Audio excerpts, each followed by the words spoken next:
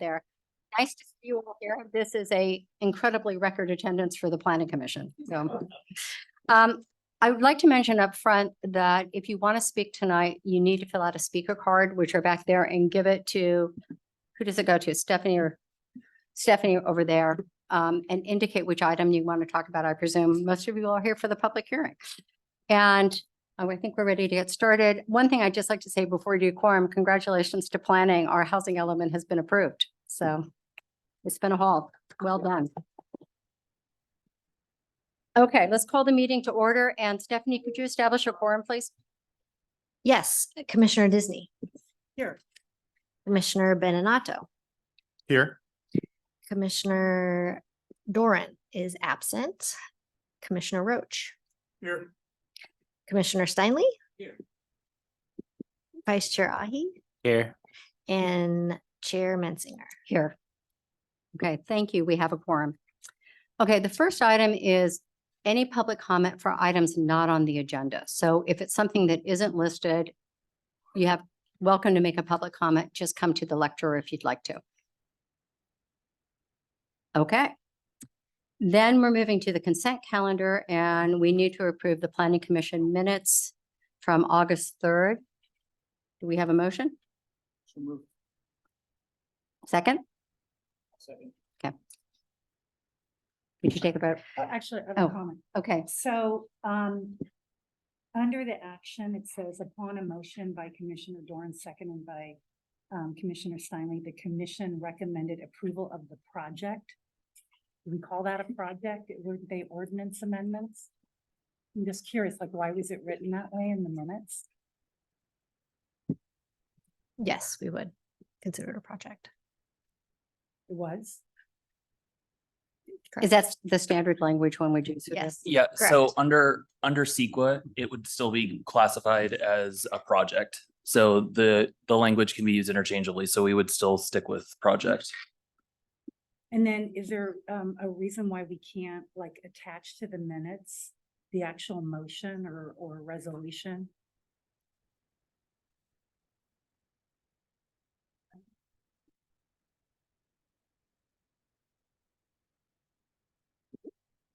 I'm not sure what you're asking because the council action on the ordinance will be, that will be the final ordinance that will be codified.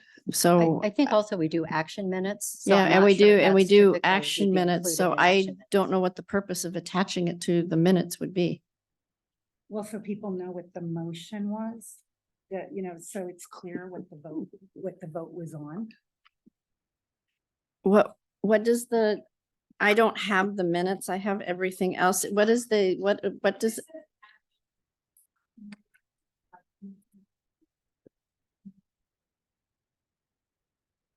And I guess maybe put it in later, it would make sense to just provide the resolution that I think we voted on. Right, it's an agenda packet, that's true. But it would- Go to the agenda. it was an ordinance. Seemed to me like Wasn't it? before we went-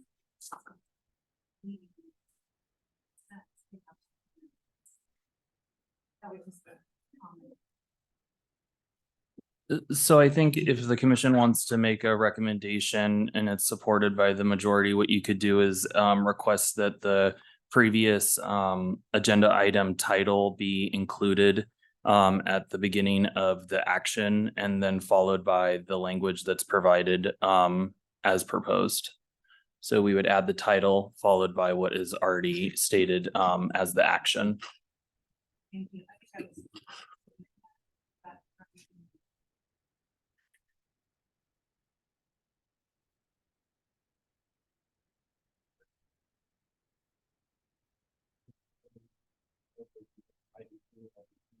Yeah, I think just specify which agenda and which item number, and that Yep. should be fine. Yeah, exactly. Because all the agendas are online as well, so.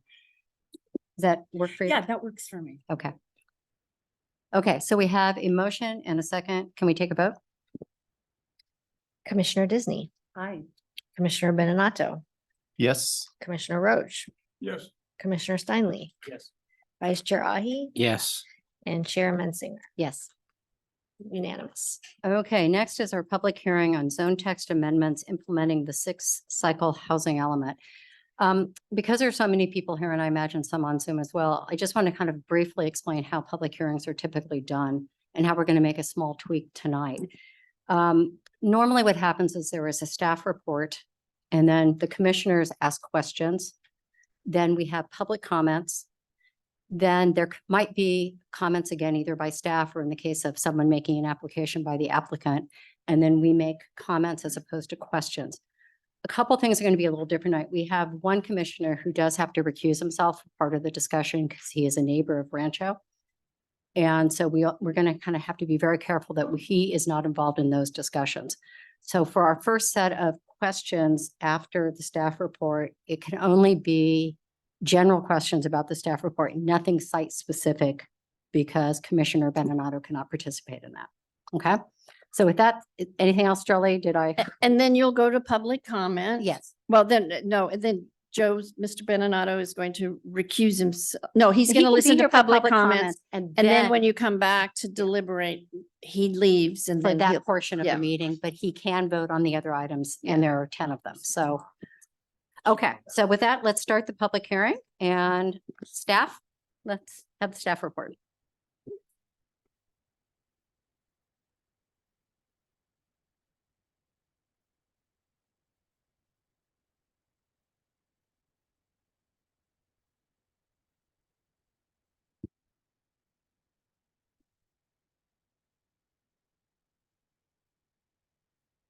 All right, so good evening, Planning Commission.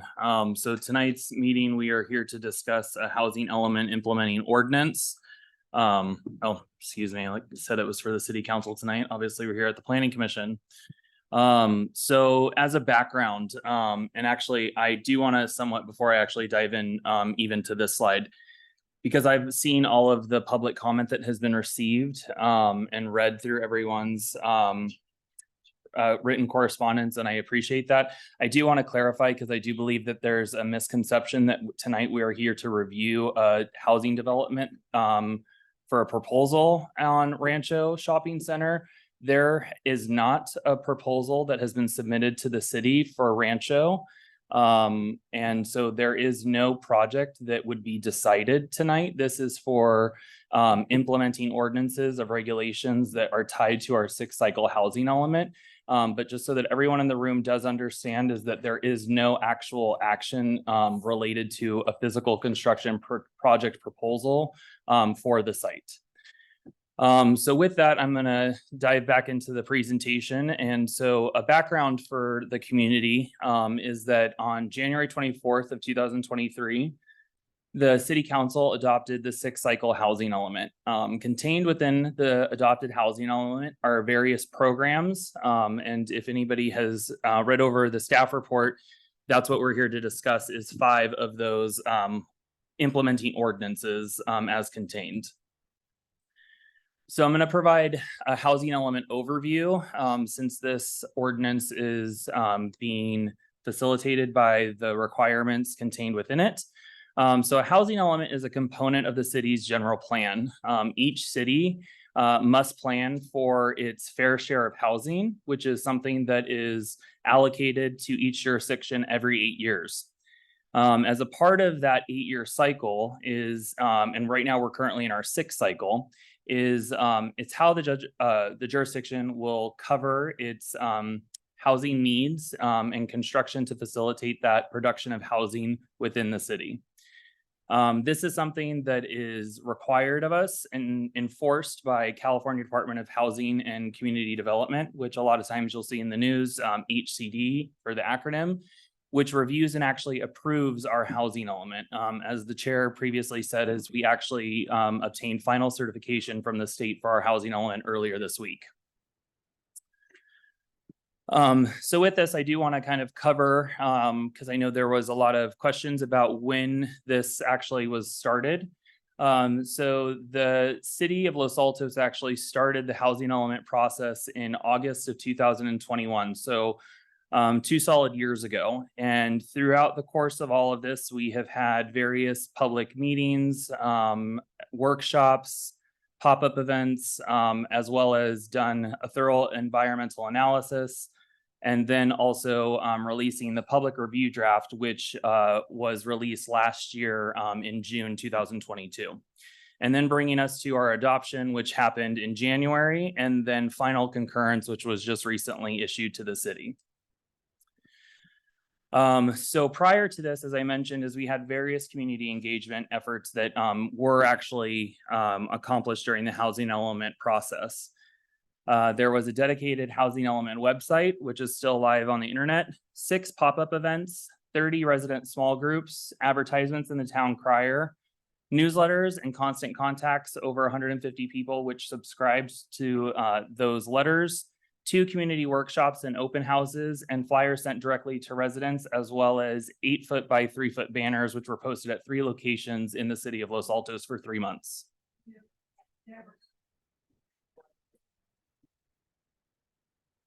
I would just like to remind the public that we have a ordinance regarding public conduct at public meetings. And you will be warned. And if you continue to have disruptive conduct, the chair can ask you to leave. So we don't hiss, we don't boo. This is not a debate. And it has nothing to do with speech. It's about your conduct. And if you continue to interfere with the public meeting, you will be warned and you will be asked to leave. So I will go on further backtrack. It was not a flyer that was sent to every individual house in the city of Los Altos. So moving forward is the housing element requirements. There's 3 main requirements that's a part of the housing element, which is goals, policies, and programs. These 3 things are what shapes the way that the city will accommodate its fair share of the housing allocation. So the goals and policies. So one of the things that I previously mentioned was these 2 components. So goal number 3 of the housing element is to remove constraints to the development of housing. And further, then it drills down to the policies, which the 2 most significant to the ordinances, as well as the programs that subsequently follow, is policy 3.1, which is to promote housing through city regulation and to promote housing goals through city codes, ordinances, policies that enable housing production. Policy 3.2 is to modify zoning code to assist in meeting housing needs, ensure that zoning code provisions assist in meeting the housing needs of residents, including those with special needs. So what is a program? The adopted 6 cycle housing element contains several programs. Each program establishes action items that the city will take to implement this document further. Each of the programs include 5 main components. The first being an overview of the topic, then specific steps that the city will take in order to implement, the time frame of which the item shall be completed by, funding sources, if applicable, beyond just city funding, and then the specific quantified objective of what the city accomplishes by virtue of implementation. So jumping into the 5 programs that are a part of the ordinance that is before the Planning Commission tonight, which is a program 3B, which is to modify building heights in mixed-use zoning districts.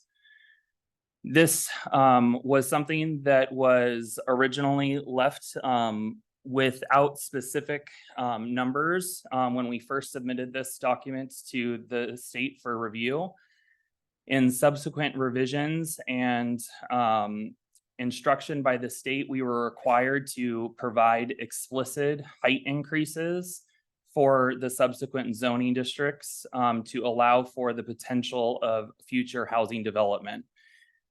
The state further required the city to use previously identified heights that were from the downtown vision plan, which are what is subsequently in bullet points on this slide, for further implementing action in order to address the housing needs. The program further continued is that the city was required to be able to provide a specific minimum height increase to the commercial neighborhood district, which is a minimum of 10 feet to whatever is existing as of today. Program 3C is to explicitly remove the floor area ratio restriction at Rancho Shopping Center and Woodland Plaza. The existing FAR limitation is at 0.35, and this was to be removed for those two specific districts as they are the only two that have that specific provision against it in the zoning code. Program 3F was to reduce the conditional use permit requirements of the residential mixed use and multifamily. This was to further facilitate housing, and the city is to amend the code to allow for the residential mixed use in CN, CD, CRS, CT, CRS, OD to allow for multifamily and mixed use by right. Program 3G was to also further amend conditional use permit findings that are applicable to housing developments. So as a part of this requirement is that when conditional use permits are applicable within the code is that those had to be streamlined into further allowing for guaranteed housing production on sites in the mixed use districts. Program 3N was to modify standards in the R3 zoning districts. This is to allow heights with a minimum of 35 feet and 3 stories. The city is required to do such in order to be able to make sure that maximum densities are achieved within those districts. So to further explain, and this is something that is in our adopted housing element verbatim, is that since Los Altos is generally built out and does not have much vacant land, non-vacant sites will comprise a substantial portion of the sites, which include commercial and mixed-use zone parcels that allow residential uses. And they were analyzed for the redevelopment and the potential using the ratio of improvement to land value and the relationship of the improvement value to land, which is widely accepted and an indicator of property utilization, whether redevelopment potential exists. This is one of the main metrics that the state of California requires us to apply for any jurisdiction throughout the state of California. It's a part of the standard formula when determining if a site is applicable for the site inventory. Additional indicators of redevelopment potential is age of structures, recent alterations and improvements to structures or overall site beyond cosmetic or individual tenant improvements. So those two provisions do not get factored into whether a site has had recent alterations or improvements. And then also vacancy rate or tenant turnover.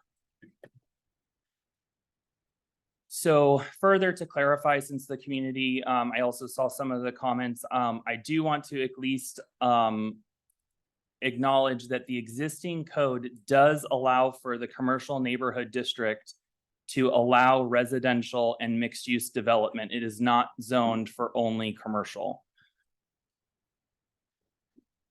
So further, I do want to just specifically acknowledge, because I know the general consensus and concern is with our Rancho Shopping Center in the site inventory, is as obviously I think the community saw very clearly is that the floor area ratio of the 0.35 has to be removed.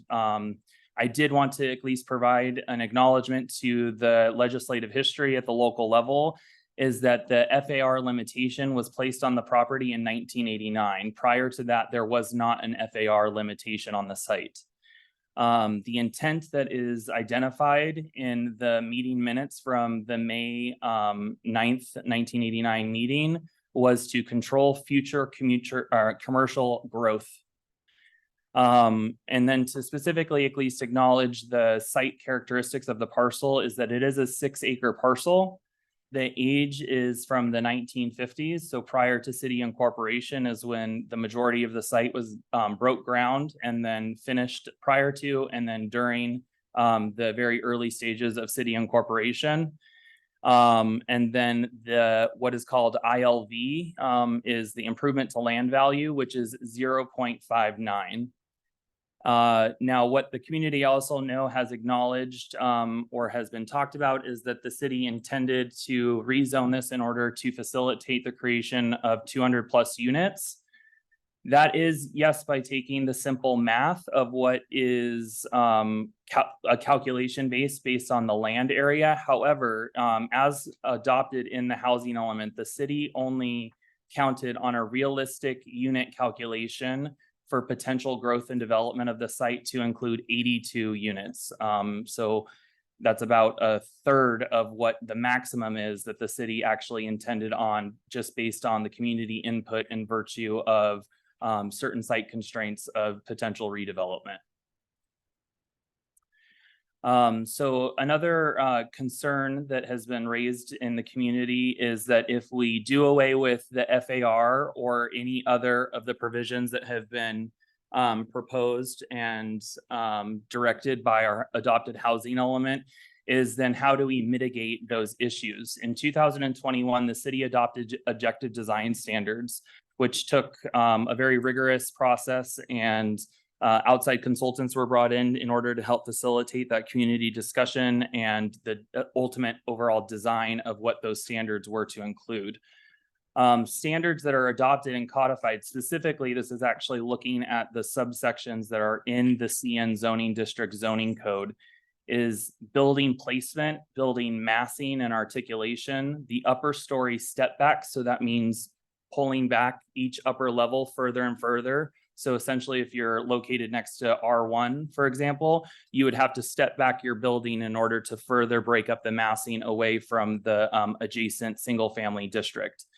There's also provisions that explicitly require vertical articulation, horizontal articulation, adjacencies of design facades specific to anything facing the R1 zoning districts, privacy and line of sight, roof line and roof design, building design for pedestrian scale entrances, window design, building materials, ground level open space requirement, landscaping, paving and pedestrian amenities, site circulation and access, and service areas and screening. So all of these provisions are things that are already built within the zoning code in order to be able to help mitigate and address any potential new associated impacts with a higher intensity or density of development at the site. So to further also explain to the community is what is at risk when we talk about the rezoning and the implications of not potentially implementing our housing element is if people have seen local newspapers, is the term builder's remedy, or often referred to as a zoning vacation, which was established in the Housing Accountability Act of 2017.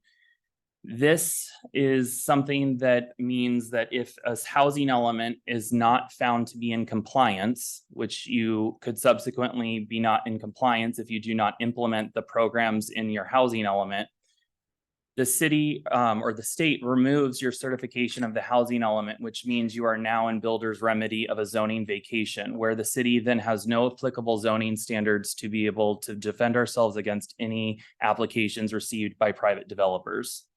So if we were to not implement some of the housing programs that are in our housing element, we are subject to losing certification of our housing element, which then means we are subject to the zoning vacation, where if an applicant were to come in with an application, the application is deemed complete upon receipt, and we have no applicable zoning standards. That includes height. That also includes parking and applicable setbacks. The only thing that the city can enforce is density limits. So another topic that was brought up by the community, and I want to at least address this because I do know that this is something that obviously is shared throughout California, is about the potential environmental impacts associated with any type of project. So anytime a staff report is published, the staff report in and of itself either is exempt or not from CEQA.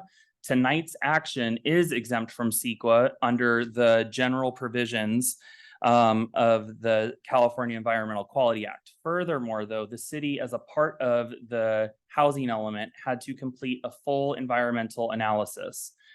In that, the city was able to utilize the mitigated negative declaration, or an MND, that was adopted on January 24th, 2023. So further, the implementing regulations is also covered under the MND that was adopted earlier this year. However, one of the very important caveats is future environmental analysis will be required for potential development throughout the city. This is specific for project-specific analysis. This is something that would cover traffic impacts that would be reviewed on a project-by-project basis, such as vehicle miles traveled and associated impacts for the general site. So there is potential future environmental analysis that would have to be conducted for Rancho specifically, if that was what the community was inquiring about. Further, one of the things that I've already touched on is the penalties for non-compliance. So it's actually more so than just losing our certification and then being subject to builder's remedy. So there's also financial penalties. So if you are found to be in non-compliance and your housing element is what is called decertified, courts can apply financial penalties by a factor of 6 if a housing element is not in compliance. Further, legal lawsuits and attorney fees from lawsuits from housing right organizations and developers and HCD, so directly by the state. Additionally, and a really big one that does impact a lot of local jurisdictions is the loss of state funding and sources such as grants for local transportation improvements, so SB1.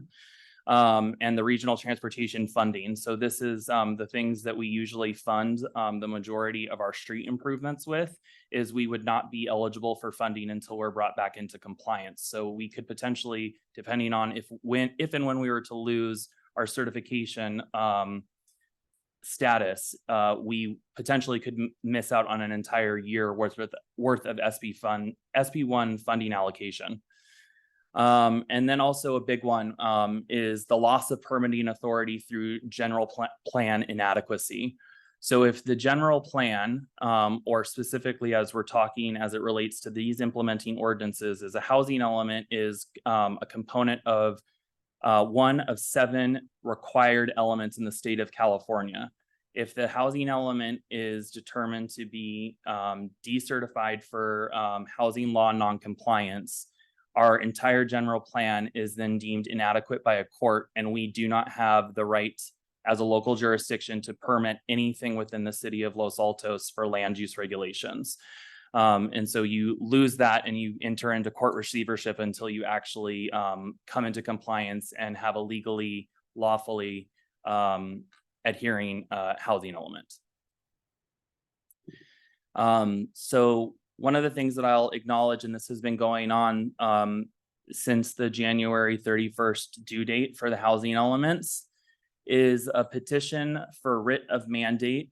And these have been advocated by some specific nonprofit agencies or groups, the California Housing Defense Fund and the Yes in My Backyard.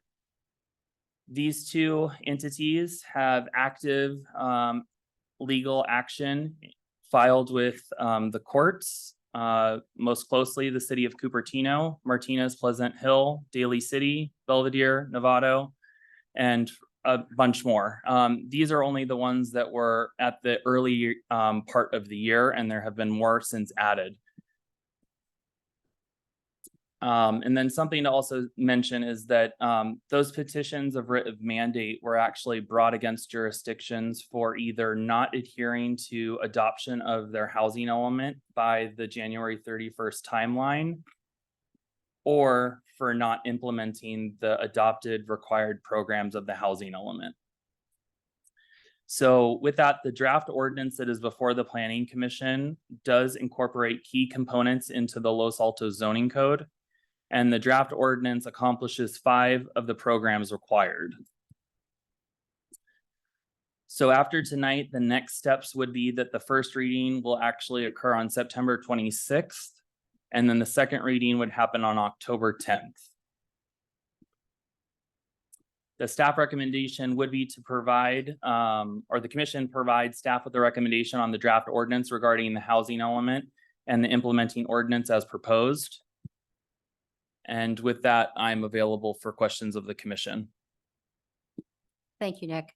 Do any of the commissioners have questions? Remember, not site-specific, more general about the ordinance proposals. Yes, Jeff. So I just have some general questions around builder's remedy for Director Zorns. So if we don't implement this ordinance, at what point are we subject to builder's remedy? Like, is there a lengthy court process?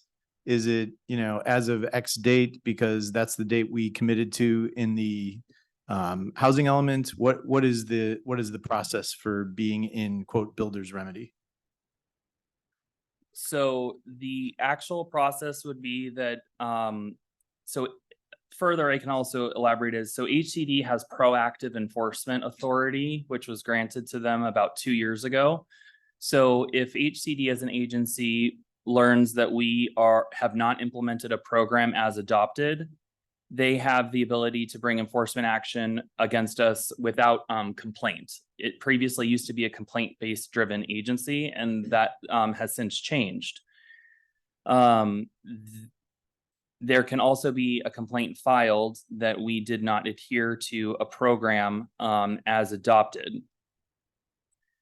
So if that were to happen, we would receive, if we were not to implement a program as adopted and a complaint or a proactive action is taken against the city, HCD issues a notice of violation that can be as short as 30 days to come into compliance or as great as 60 days, which is 30 days is a very tight timeline from date of receipt in order to be able to essentially overturn a prior action or lack of action. And 60 days is also still a tight timeline to be able to do a double hearing essentially. So with that is that we could be susceptible to builder's remedy with anywhere between, I would say, 30 days to 90 days. And then coming into compliance is we would have to have the ordinance come into full adoption, which is then from the date of whenever we get it noticed, an additional 4 to 5 weeks. So we are looking at being susceptible to builder's remedy from anywhere between 30 to 120 days. Great. I just have 2 more because I really want to understand the impact of this on our neighborhoods as if this were to happen, which my understanding is we were in builder's remedy up until this week when HCD approved, our housing element. Is that accurate? Yes. Okay. So 2 examples. One is a hypothetical shopping center in a neighborhood. If we're in builder's remedy, is it true that like a developer could come in and put up a 10-story building with no setbacks and whatever they wanted to do? Is that in the realm of possibility? Yes, the only development standard or land use control that is applicable still is the density threshold established in the general plan. And similarly, in an R1 district, which is single family home, if we were in builder's remedy, what could someone put up next door to my single family home if we were in builder's remedy? Anything? Conceivably, someone could build a 3-story single family home in a single family district. So three is the limit, or? No, I mean, it could be anything. I'm just saying conceivably because the community has had issues before with just 2 stories, but 3 stories would be something that would be open table. Also, I would have to alert the community as single family overlay zones would not be enforceable during a non-compliant housing element. Could someone put 8 apartments on the lot next door to me? If the density threshold based on the size of the actual lot allows for it, yes. Okay. That's all my questions. Thank you.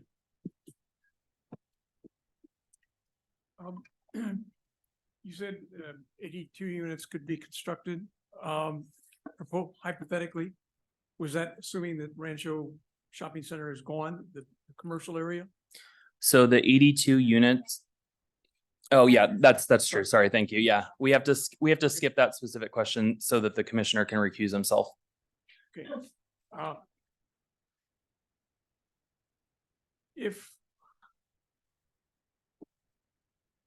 one of the amendments, not sure if there's the fine line there, if one of the amendments is not approved today, can it be taken out of can we reject one of them and approve everything else? Or is, Oh, your mic. It is. You might need to move it can closer. we, if one of the amendments on the proposed today is rejected and the rest of them are approved, can we proceed with that? And then because the amendments have a 24-month or till December 24th timeline, can we go ahead with that? So we could bifurcate what moves forward by the commission's majority vote. However, we have stringent deadlines that are within the housing element and various other programs beyond the ones that are just being implemented through the ordinance in the draft tonight. So it further compacts and creates a tighter timeline for everything else. And we have to maintain compliance the entire time, so we're not susceptible to anything else previously mentioned tonight. So it wouldn't be ideal to not proceed with it, as it potentially would be a tight timeline and risk of not adhering to it. Can I just ask a clarifying question on what he mentioned? So if we were to bifurcate it and put it off, if we still have to approve it to not be in non-compliance. That is correct. So it's a timing issue. It's not a substantive issue. Correct. Just don't hold it down.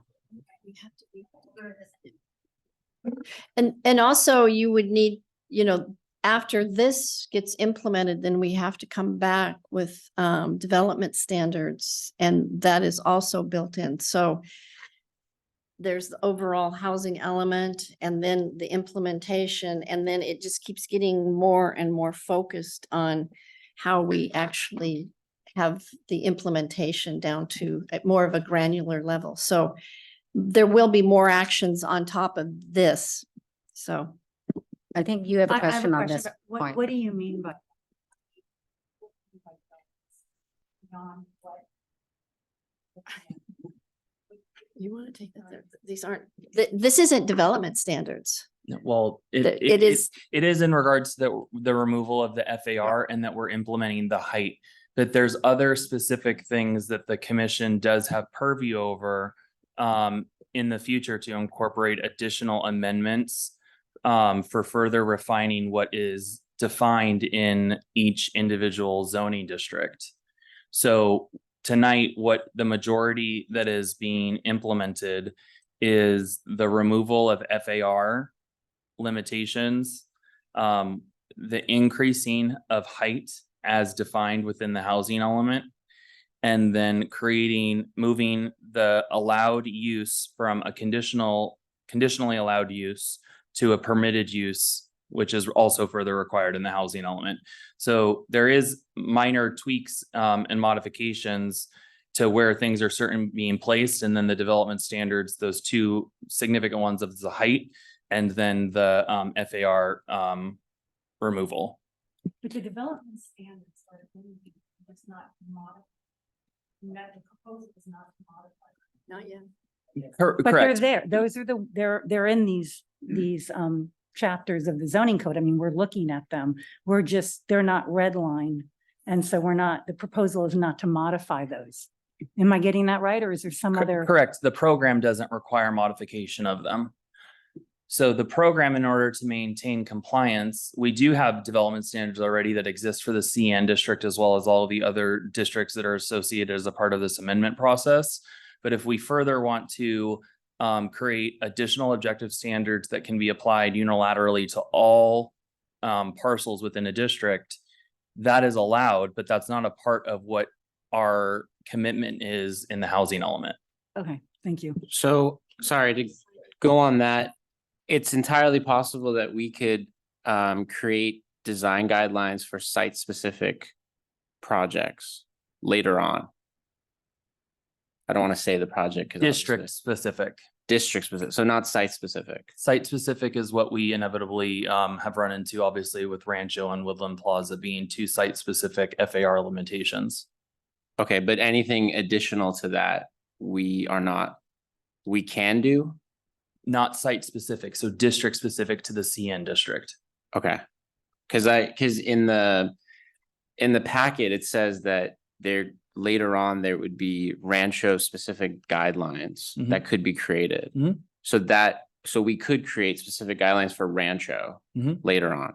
But yes, further, however, the one thing though that I'm gonna talk about or why I covered the objective design standards Mhm. is so in 2021, we adopted objective design standards that the city spent nearly $500,000 area. We actually have, and the city has not had a single project that has been applied under objective design standards. Everything that has recently been approved in the last 2 years since adoption of the objective design standards were projects that were vested into the previous code. So there is no project that has been built yet in the city of Los Altos under the objective design standards that were specifically crafted to address and mitigate multiple concerns that have been brought up by the community as well as the Design Review Commission and the Planning Commission previously. Okay.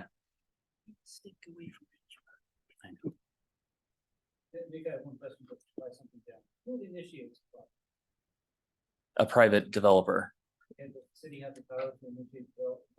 Property? Am I on or off? Oh, sorry. Sorry. Can I you was off. repeat it so that Yeah. Does the city have the ability to initiate the development of any property? not for housing units, only a public facility? Right. So the owner of the property or a developer working for the owner of the property would be the one to initiate it. Correct. Okay, thank you. Susan?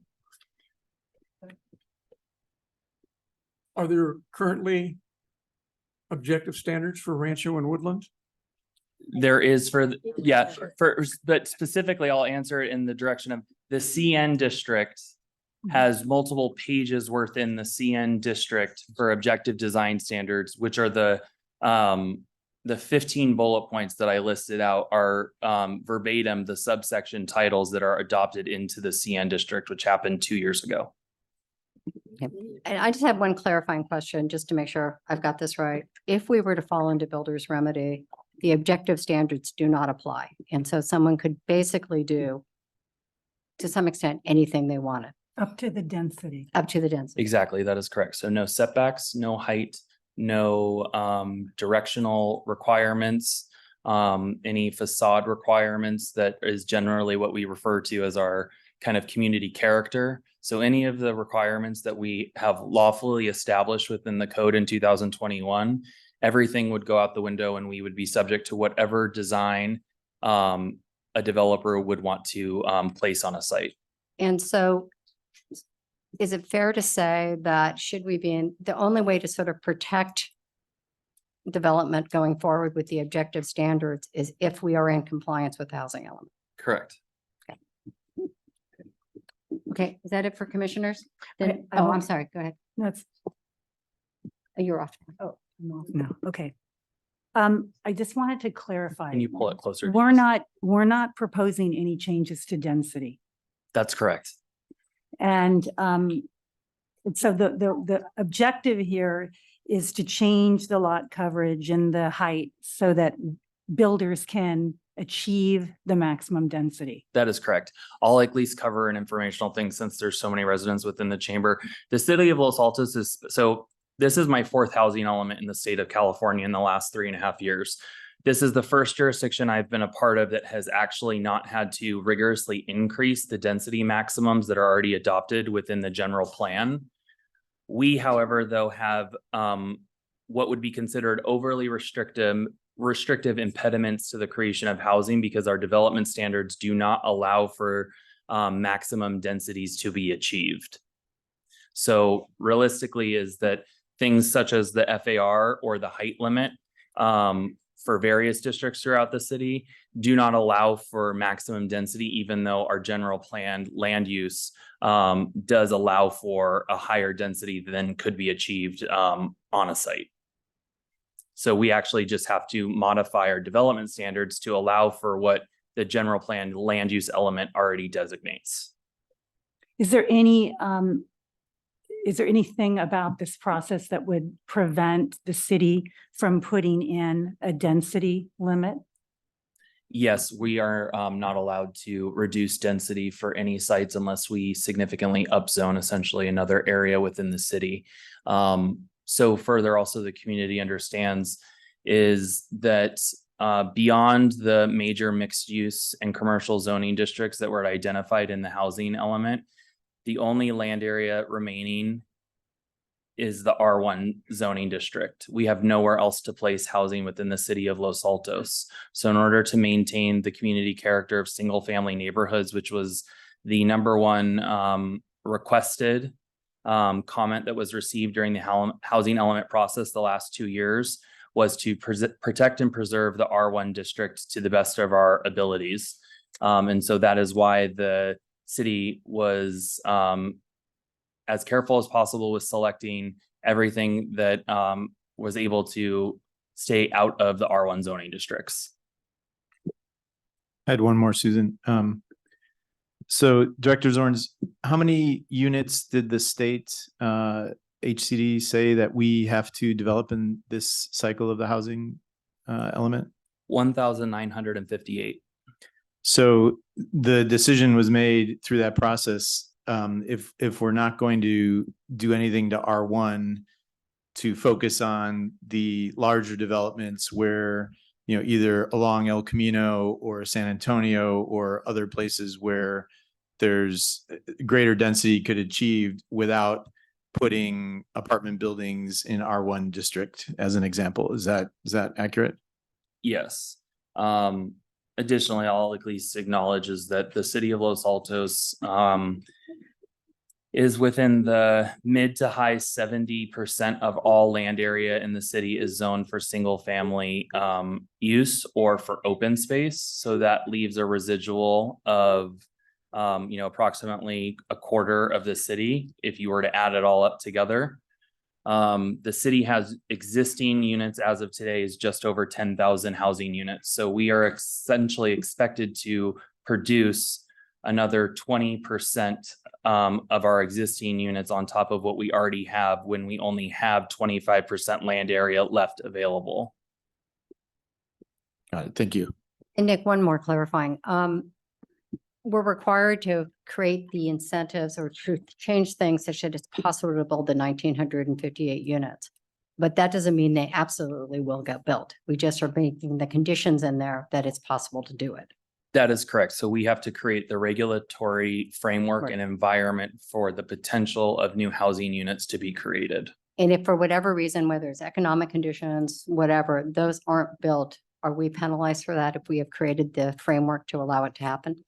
Not as long as we have created the framework. Okay, thanks. Okay, I think now we're going to open it for public comments. If you could please fill out a speaker card if you haven't and put it over here, that would be great. We also, if you're interested on Zoom, Stephanie, what's the best way to identify themselves? To hit the raise hand button. Okay, Typically if at you're the on bottom of the Zoom and would screen. like to speak, if you could raise your hand button, we're going to have you manage this, Stephanie, because I can't see that. Correct. So would you like to take the Zoom first? No, let's take the people who are sitting here first. So how many speaker cards do we have?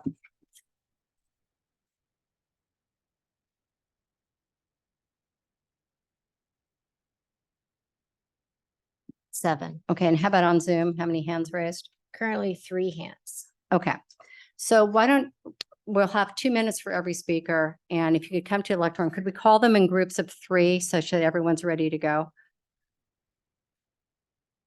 Sorry. Can we call them up in groups of 3? Or you can give Yeah, them to me and sure. I'll call them up in groups of 3. And then that way we'll just be pretty efficient at this. So the first 3 will be, and forgive me if I pronounce your name incorrectly, John Dashking or Pashking, Mark Leonard, and Jennifer Lance. If you could come up to the podium.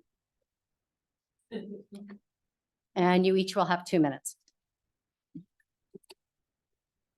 So my name is John Daisy King. Oh, not even problem. close. I apologize. No problem. And I want to say hi to Commissioner Disney. You were on the DRC the last time, or Design Review Committee, last time 20 years ago when my wife and I were in front of you on our proposed house that we eventually built on Parma Way. And you are an awesome architect. Thank you. I am an architect. I also want to thank Mr. Zorns for the, in-depth description and sort of history of explaining what sort of is at stake here. If these programs are not adopted. So the.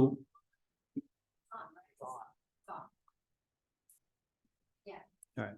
So what I'm mainly concerned about, I understand all of the aspects here that are involved, the forces that are involved. And my main concern, and I don't know if Joe has to recuse himself on this, or Mr. Benson, Commissioner Benson, but I was going to talk about programs 3C and 3, which affect the Rancho Shopping Center. So can I proceed or? Okay. Yeah, so Okay. we're gonna allow you to restart because it sounds like there's a lot of back and forth. So I'm gonna advise the commission is they have 2 minutes. The 6 commissioners should not interact with the public speaker because he's already probably exhausted close to half of his time. And so all 6 commissioners can hear whatever public comments, even if it's associated site specific with Rancho and Woodland Plaza. Commissioner Bernardo will have to recuse himself from any vote or action that would be taken on the proposed ordinance. But that doesn't prevent him from actually listening to whatever comments are made. Yeah. And just one additional comment, if you have a written presentation, you have something that you don't get through, you can also submit it to the city to be part of this record. So that's how you also get more information in front of the city as well. Okay, thank you. All right, so starting over. So I wanted to urge you not to adopt programs 3C, the FAR restriction, removing that restriction from Rancho, and for 3B on the height limit.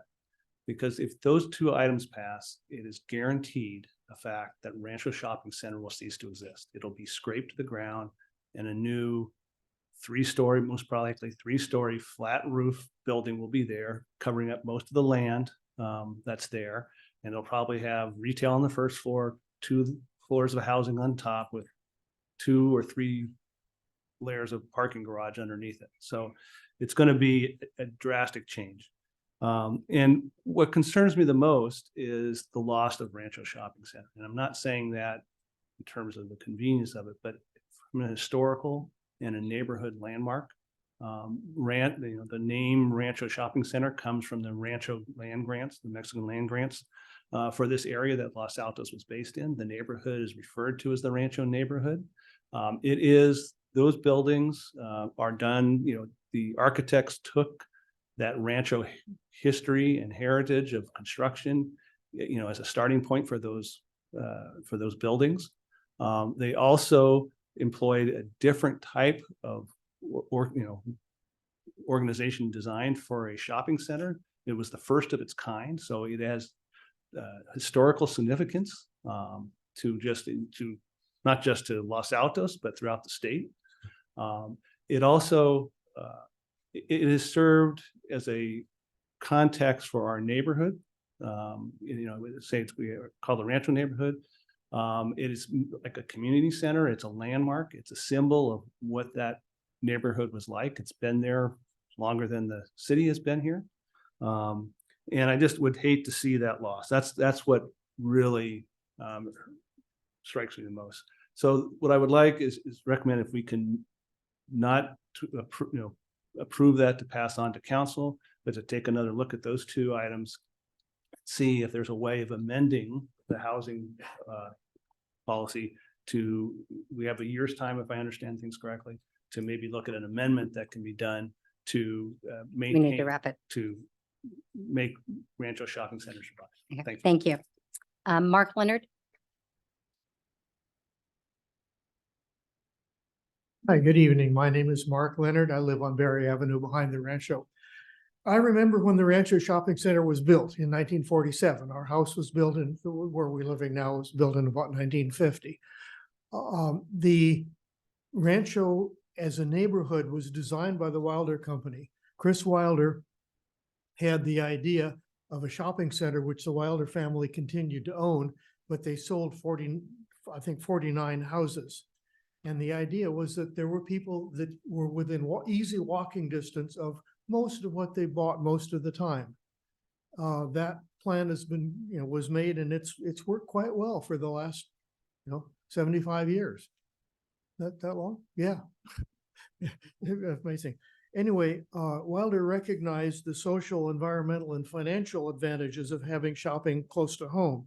We still get most of our groceries from Andronico's. We meet our neighbors when we walk to and from Starbucks. The mailbox in front of the UPS store. There's a lot of foot traffic, which is healthy for the neighborhood. I hope that is allowed to continue. Times have changed. We no longer need the camera store where I used to work, because people are not buying film and flash bulbs and getting their pictures developed there. So some things will have to change, but in a way, it's a mixed use neighborhood where there's both residential and retail within walking distance. And I hope that character is preserved, even if there has to be some, I would hope that the long range plan would have some retail continue at street level, and maybe some residential above if that's what's necessary to get the necessary housing. But anyway, if retail at Rancho is lost, there will be a lot more vehicle traffic and stress on downtown parking. Thank you. Great, thank you. Okay. Jennifer Lance, please. Good evening. My name is Jennifer Lance. I live on Lambie Place in South Los Altos. I have kids who have attended Loyola and Block, and who currently attend Block and Mountain View High.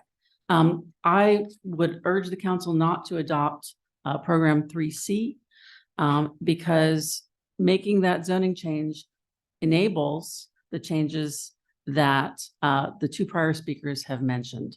High density housing at Rancho, I think, would be a terrible mistake. We do need neighborhood scale retail. Dearth of retail, and having to come the additional 2 miles into downtown adds car trips, it adds congestion. But more importantly, Rancho is a place that lots of people with lots of modes of transportation can use. They can walk. My kids bike there on a regular basis from school, before and after school. And we get a lot of basic daily services there: gasoline, veterinary, grocery, fitness. I acknowledge there's a need for housing, and you guys have all worked very, very hard on the housing element, for which I thank you very much. But I think we need to be much more thoughtful about what goes in that space.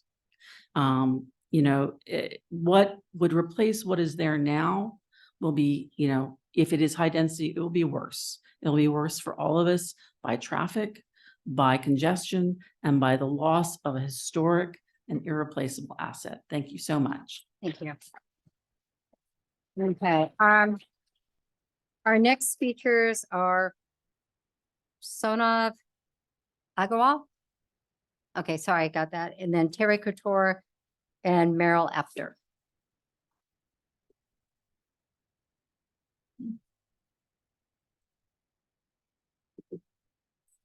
All right. Hi, I'm Sonov, and I live near the Rancho Shopping Complex in South Los Altos, and I support building affordable housing. The concern I come with today concerns the implementation and the interim period during the inevitable transformation of the shopping center to include housing. Even with the 2-stage construction period I saw in the newspaper, suggested by Mr. Zorns, it's highly likely that key businesses would be unavailable during the period. And given that Rancho Shopping Center holds the majority of small businesses and houses the only grocery store from El Monte all the way to Grant Road, As many have pointed out, nearly everyone in the region visits the complex occasionally, and many who can't drive or prefer to walk depend on Andronicos for all of their daily necessities. And this has some tangible impact that I'd like to highlight. According to a 2016 survey published in the American Journal of Public Health, with each 1 mile shorter distance to a grocery store, participants increased their fruit and vegetable intake by 0.29 servings per day and decreased their BMI Z-score by 0.04 units relative to controls. In other words, living near grocery stores literally makes you healthier, which is why it's so important that we maintain something in the interim period. Furthermore, the area is crucial to the social lives for many of the area. I don't remember when the shopping complex was built, but I do remember doing homework in the cafes and having picnics on the grass in the area when I was in high school. Younger students from those such as Loyal also enjoy frozen treats after school at the frozen yogurt shop. So I'd like to know what steps the government of Los Altos can and will take to ensure that while the old buildings are inevitably demolished and new ones built, the social and commercial needs of the residents in the community are met. Thank you. Thank you. Tara Couture. Hi, I'm Terry Couture and I'm on the Park Commission, but I'm speaking as a resident of Los Altos who came here when I was 5 and I'm a lot older than that now. I feel very sad that the legislatures have done this to us. We don't have a choice. So I'm recommending that all the development standards are very carefully watched. Rancho is a place where all these people go, and I don't want all these people to move. The parking should be underground only. There should be 2 dedicated parking places for each resident. Vehicle entrances should be and exits should only be on Springer and Foothill, nowhere else. Height limit of the building should be 35 feet. Buildings should be at least 20 feet from the property line of every single family resident. And I'm sure there's other things I could think of, but that's all I have right now. Thank you. Thank you. Okay, Merrill Apter. This is more of a stream of consciousness than anything else. I live on Phillip Road, which is walking distance from Rancho. I guess some of the questions that I have are, there are new businesses that just moved in. Redwood Grill is one, there's a high-end shoe store. And with all this going on, were they made aware of this? I mean, these people have made long-term commitments to the locations and the community. And I'm just curious how they feel about this. I echo the same comments that everyone else had about true community meeting center for kids and adults. Living on Springer and Phillip, the Loyola Grade School traffic, or Loyola Grade School is hundreds of yards from this perceived project. So I'm curious to see how the traffic patterns and safety concerns are going to be met through this whole process. And the other question I had was, and this is maybe one that's out there, is the gas station that's been there for 50 or so years. Is there any type of remediation or anything done there? I'd hate to see if it's some type of Superfund site where that puts a whole block on the project, or ideally it would block the project, but that gas station's been there a long time. And I'd like to see it, as well as the Rancho Center, maintain its location for certainly the next generations of Los Altons. Thank you. Okay, thank you. And then we have one more speaker here, and then we'll go to the Zoom ones. Russell Nord.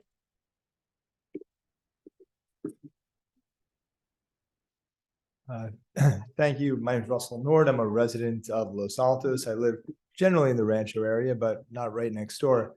I'd certainly like to thank everyone for their hard work on this. And as it's been alluded already, many of our hands are tied in this based on regulations from the state legislature and such.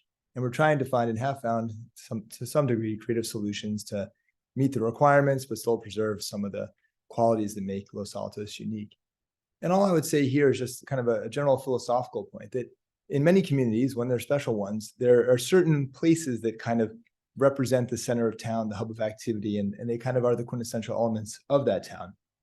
And I think for Southern Los Altos, which perhaps has a majority of residents, downtown Los Altos is nice, but can't really fill that need as much. Rancho is that center. And there's historical significance there. It's a nice community area. It's quiet, it's safe, it's beautiful. And clearly it's been the subject of a number of comments. There are a number of elements to this piece that were brought up here, but the item that keeps garnering the most attention is Rancho. So I know an unfathomable amount of time has been put into this plan. I know we have preliminary approval or some sort of approval from the state with the element already, but if we could just take one more crack at this, look at it again and think creatively about how to solve this one rather small issue. Even if we put a lot of time into that, it's a lot less work and effort than trying to deal with the demolition of Rancho and the building of a new center there and then the repercussions of that. So while it might seem that we're all up to our eyeballs in work and kind of want to be done with this and on to the next thing, I would just behoove us to take a step back, take a deep breath, and just see what we could do in terms of creatively solving this one issue. Thank you for all your hard work, and I appreciate it. Thank you. Great, thank you. We have one more in-person speaker, Cynthia Carr. Thanks so much for all your hard work. I appreciate it. I don't know if it's too late. Can we propose to make it an historical site so that we can't build on it? Is that something that's being considered? And with all the new buildings that are going down in downtown Los Altos, are those considered to be new buildings for this as well? And if people want to put ADUs in their backyard, are those accountable for the 1,000 that you guys are talking about as also? And also, if you do have to do this, which you might, just want to make sure there's no harm to the neighbors and you account for the trees, noise, lighting, impacts, fencing, and anything else that might be harmful for the neighborhood. Thank you. I'm going to turn it over to Stephanie to manage the Zoom comments. There's somebody. Yes. Oh, I'm sorry. Oh, I didn't get it. So please come up. I am so sorry. And you're Jennifer Griffin. great. Thank Yeah. you. Please go. Hi, I live in Cupertino, but my grandparents lived on El Monte, and I'm a member of the Methodist Church at Magdalena and Foothill Expressway. I first became aware of the issues when our church wound up on the housing element about a year ago. The minister did not know that it was put on there. Someone alerted them and it was taken off, thankfully. But I'm really concerned that Rancho wound up on the housing element list, especially with the Woodhams, the other shopping center. I had a number of concerns. My grandparents used to take us over. They were founding members of the Methodist Church. And we used to go over to Rancho when I was a child and go to the Blintz restaurant every Sunday. And in my little dress with the skirt. But what I was going to say is I'm really concerned you have, I believe it's the Permanente Creek that is on the left side of the Rancho property. It goes through, the creek goes, it's either Adobe or Permanente. It goes through the church property and it goes under Foothill Expressway and goes into the back, the left side of the shopping center. Had they talked about, that has water in it now. I drove through there and it's a permanent creek. What are their plans for making sure that that riparian corridor is not harmed? And it might be a potential flooding issue. The gas station, that's the only gas station in the whole area. I'm really concerned about that. I go in there quite often. And I'm concerned about the traffic impacts. As you know, Springer back there in the back, we used to go to the cobbler that was back there Yeah, we for need many to wrap years. this. Yeah. To be And fair. I'm concerned about the zoning, the density, and I just don't think this is a good place to put housing. Anyway, I know your hands are tied, but I have a very dim opinion of HCD and the government right now. Thank you. Okay, thank you. Okay. Try again. Stephanie, to you. Okay, we currently have 5 people on Zoom that would like to speak. So we'll start first with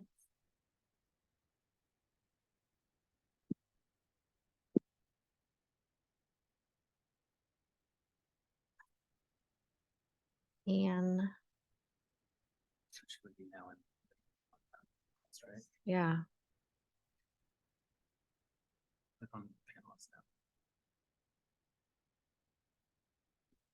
Okay, okay. So first up is Emma Dorn. Emma, you're on. Please unmute yourself. Hi, hopefully you can hear me okay. I'm Yes, we can. hi everyone. Thanks for all your hard work. I'm Emma Dawn. I live about half a mile from Rancho on Cena Ave. Have 3 kids who go to Loyola, Block, and St. Francis, and we walk to Rancho a whole bunch to shop and dine. I think maybe unlike everyone else who's talked, I'm actually strongly supportive of more housing across the peninsula in Los Altos and specifically at the Rancho site. I'm supporting of more housing and of actually allowing that on Rancho for a couple of reasons. I think enabling more housing and especially hopefully affordable housing for teachers, for nurses, for the people who nanny our children, for the people who serve our food, many of whom right now live in RVs or have to commute ridiculous distances or sleep in their cars. Bringing more families and vitality to Los Altos School District. Folks noted that Loyola, all 3 of my kids went to Loyola, is right down the road. Los Altos School District has been suffering declining enrollment. Loyola started at about 600 kids. Well, my oldest daughter started there. It's now, at one point it went down to 300. And so just bringing vitality and more families into the area, I think would be great. I think just given the history as well of the peninsula and the Bay Area, bringing more racial and economic justice and desegregation of our school systems, and this is one step towards that. And then we've talked a lot about environmental review and reducing the environmental impact of all of the people who commute into the Bay Area. There are currently 4.5 jobs per residence in the Bay Area, and it's just not sustainable if we're going to have more livable communities. So I'm looking forward to a new Rancho Shopping Center. I'm excited for a Rancho Shopping Center that enables shopping and also humans and living. Thank you for listening to my comment. Thank you. Chair, can we raise the volume on the speakers? It's a little hard to hear over here. Is that possible, Stephanie? Well, perhaps we can ask them to rate the speaker just to speak up more when it's an issue. Okay, let's go to number 2. Oh, you couldn't hear it all? She was on scene, that's the only I heard. Okay, because I could hear fine, so. Yeah. Let's go to the next one. We'll see if we can just get them to speak up till we solve the issue. All right, next up is Vivian. You're on. Please unmute yourself and speak loudly. Okay, if you can't hear me, put your thumb down and I'll try to speak up. So I agree with I think we need, if you could speak up a little more, I'm looking at one end of the Okay, can table, you- can't hear. Okay, can you hear me better now? So Yeah, that's, just come I'm this way. kind of yelling here. We'll get cozy. So I agree with the people talking about Rancho being an asset to the neighborhood. And I have to say, I didn't really find out about this until today. I know it says it's been advertised. I don't know if there was a big sign at Rancho, but I feel like there should be a big sign there now showing that something's going to change here and a way that residents can give more impact if we do have to compromise and housing needs to be built there, how we can fit everybody's needs. I think that the green space is an issue and the traffic and safety for kids going to school, bicycles, we really have a problem with that in our area. Obviously, this is not a place housing should be, and that's why it was not zoned that way. High density housing should be closer to where there's public transportation, and that would work better. So I'm not sure, at this point, I know people have looked into it and you have some constraints. But I do hope that residents can be more involved somehow than just putting up signs or mailers. I don't think we got something. Maybe some of it was during COVID. And so just going forward, I'm not sure if we need 2,000 units, how this 80 is going to help so much, and it's going to ruin an area that so many people use. But I just hope we can work together if these if these neighborhood areas need to be impacted. Thank you. Great, thank you. Who's next?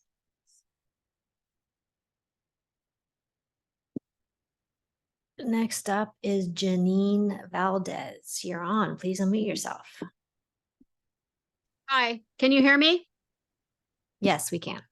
My name is Janine Valadez, and I'm a Parks and Rec Commissioner, but I'm speaking as a resident today. I'm astounded by anybody that says that they're not aware of this housing element development and all the features of it. I mean, the city has been working on these since 2021. There have been innumerable community meetings, home mailings. The Los Altos Town Crier has talked about this ad nauseum. And there's just no excuse if you are truly invested in Los Altos for not understanding what is going on. I hear complaints about loss of home values. There is zero evidence in Los Altos that subdividing lots, that building denser housing, that any kind of development in terms of retail in any way lowers housing prices or housing sellability. The opposite is true. Even when they take a big lot and subdivide it into smaller lots, those houses sell for more than all the neighboring houses that have larger lots. 3, housing's not inconsistent with retail, service providers, social gatherings. Whatever we develop there will have all of these features. Moreover, the developers will pay huge fees in terms of park and lieu fees that allow us to spend those monies on creating the parks and open spaces that our residents need and deserve. Right now, we're the worst city in the Bay Area when it comes to park square footage per capita. 4, we need more tax income. It helps the city provide better services. 5, we need more kids and young families to support our schools. Declining schools, now that correlates directly with declining home value. So if you want to preserve your home values, we need more kids, more young families in our schools. 6, traffic lights, those are also good for kids. It helps them walk to school. I don't let my kids walk to school because we don't have stoplights. 7, our city has a problem with meeting a big state requirement, which had to do with affirmatively furthering fair.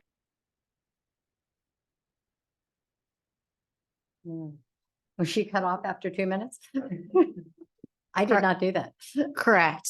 And our last speaker, so if anyone else online would like to speak, do please press the raise hand button. As of now, our last speaker is Ann Paulson. Ann, you're on. Good evening, Planning Commission. Can you all hear me? Yes. Yes. Okay. I think it's helpful for all our residents to review how we got here. For this housing element, Los Altos was required to plan for almost 2,000 new homes. We had a long, well-publicized process. It was many months long. There were numerous public meetings and opportunities for public comment. And in fact, there were numerous public comments. Finally, we submitted the housing element over a year ago. We planned for housing all over the city.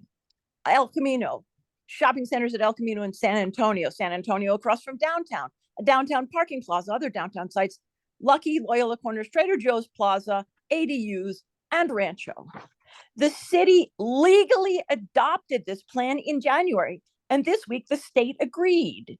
So now we have a binding contract with the state of California to allow housing at higher densities in the places I mentioned. So what's left here is to do what the city has already promised to do. We promised to allow housing on the sites, and now we're doing it. If we don't do what we agreed to do in a process with plenty of public comment, we'll get sued and we'll be out of compliance and we'll be vulnerable to the builder's remedy. So let's move forward and do what we said we'd do. And as a side comment, a rancho with retail on the first floor and 2 stories of housing above sounds absolutely great. It would be super walkable, both for the people who live there and for the neighbors. And I hope it happens. Thank you. Great, thank you. And that, I think, is it. Sorry, there is one more Okay. speaker. And his name is Dan Cohen. You're on. Hi. So the local shopping center at Rancho is one of the things that drew us to this neighborhood. We live on Harrington Avenue, about half a mile away. We walk there every day. We have grocery shopping, coffee, ice cream, and we run into neighbors. It gives us a real sense of community, exercise, et cetera, to be able to walk there. I think any traffic study we look at may not account for the loss of foot traffic when things are too far for people to walk where they're walking today. The traffic is very congested on Springer there. There are 2 lights in a row. It backs up past Berry where kids are going to school. I think it's going to cost the city a lot of money to mitigate the extra congestion there, which will not allow people to get onto Foothill or onto 280. From an environmental standpoint, we have a few heritage oak trees there that I'd be concerned about. And it's not a location that's close to mass transit like trains. I do want to offer a couple of possible solutions. One, the part of Rancho that's on the other side of Riverside, perhaps there could be housing built there that wouldn't impact the current retail space that we have. As another speaker said, maybe we could take another look at other things. Could we add another story to some of the housing units that are going to be built on El Camino, which are also going to be walkable to the train on San Antonio? So thank you very much for your work. I know this is a very difficult issue, but I really hope there's a way to preserve it's really the only community space that we have in the Rancho area. And I hope there's a way that we can keep that. Thank you. Great. Thank you very much. Steph. Close the public comment part of the public hearing then. Nick, did you have anything you wanted to say? Yeah, Chair, if I could have just, so this is a little bit kind of out of our kind of standard rules of order when it comes to a public hearing, but since we have a bifurcated vote, I do want to take a chance to at least acknowledge so that the commissioner does make sure, as well as in case any community members were to step out shortly after some of the discussion and votes start happening, a part of each of the appendix attached to the draft ordinance. So ADUs, which was brought up by one of the residents, was curious as do those count? Yes, the city has actually anticipated counting 322 of the required almost 2,000 units to be satisfied through ADU production over the course of the next 8 years. I will say is that myself, as well as the consultants that helped prepare this document, had to rigorously defend that number because it is based off of our ADU production during the 5th cycle housing element. So that number is not something that we can extrapolate further. It's based on the yield that has been produced in recent years.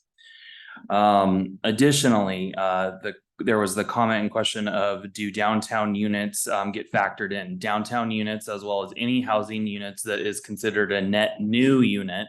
So if you were to tear down an existing single family home and build one right back, that's a wash. It's 1 for 1. But any new units that are produced within the jurisdiction as a net new do count.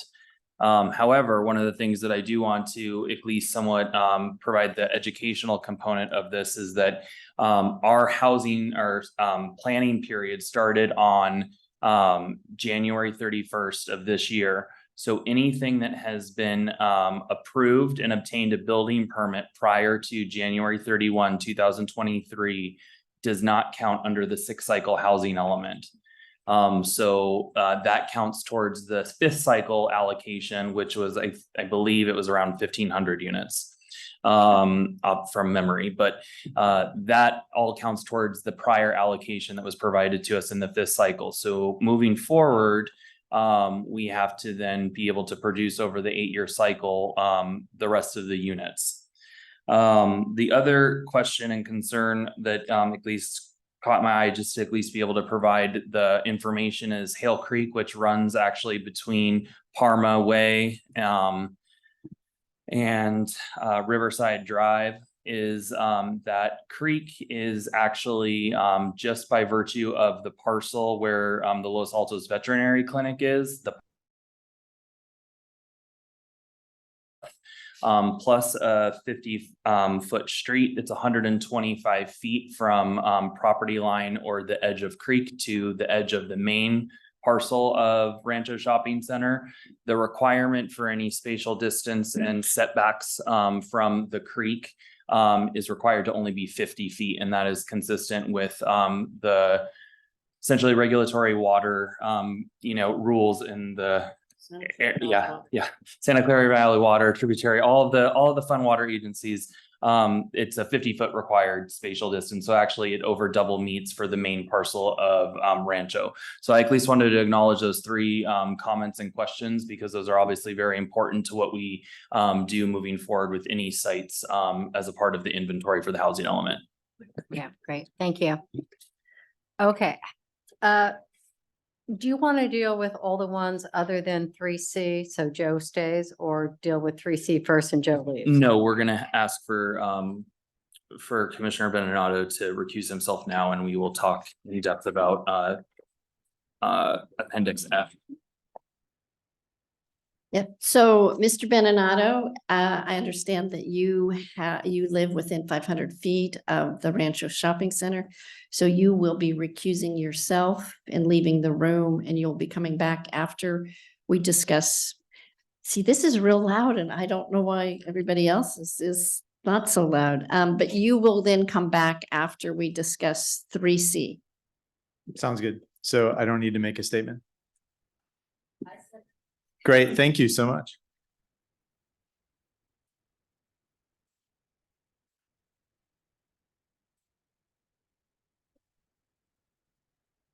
Okay, so we're going to deal with these by each of the the different part programs. So we are dealing now with Rancho, which is 3C. And which appendix was it? They're actually covered up the numbers on. So it's Appendix F of the ordinance. Okay. So Program 3C, yes, but Program we're 3C. talking about amendments to Chapter 1440. 1440. Okay, and do we take a vote, 2 votes on each one, correct? What do you mean 2 votes on? Well, what do you need from us? So you guys will discuss this and asking. We would do with any other item, and then we will take a vote of the 5 commissioners, and then Joe Benonato will be able to re-enter and join. But there, in the discussion. ordinance, draft ordinance, there were several line items, so we're basically going to vote on each line item separately. Is that right? Well, we or need to- just, or all together, if there's nothing that needs to be changed based on the red lines from that section of the ordinance, or the draft ordinance. Okay, great. So would anyone like to kick? Oh, I'm I'd sorry. like to just ask some questions. Okay. Is Yeah, that that's okay fine. before we Sure. have a great, bigger discussion? Okay, so Rancho and Woodland are in this CN zone. And that zone has no density limit, correct? There is no density limit in the CN zone. No, so there's density thresholds that are set through the land use element of the general plan. There's not any unit size limitation or calculation that's required in zoning. So you technically defer back to the general plan for anything such as density. So what is the density limit for CN? Give me 1 second to pull it up.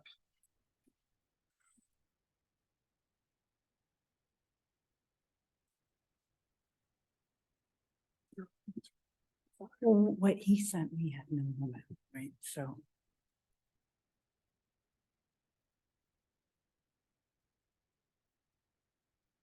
Actually, I do apologize. There is not a density maximum for the CN district. That is one of the few districts that have none.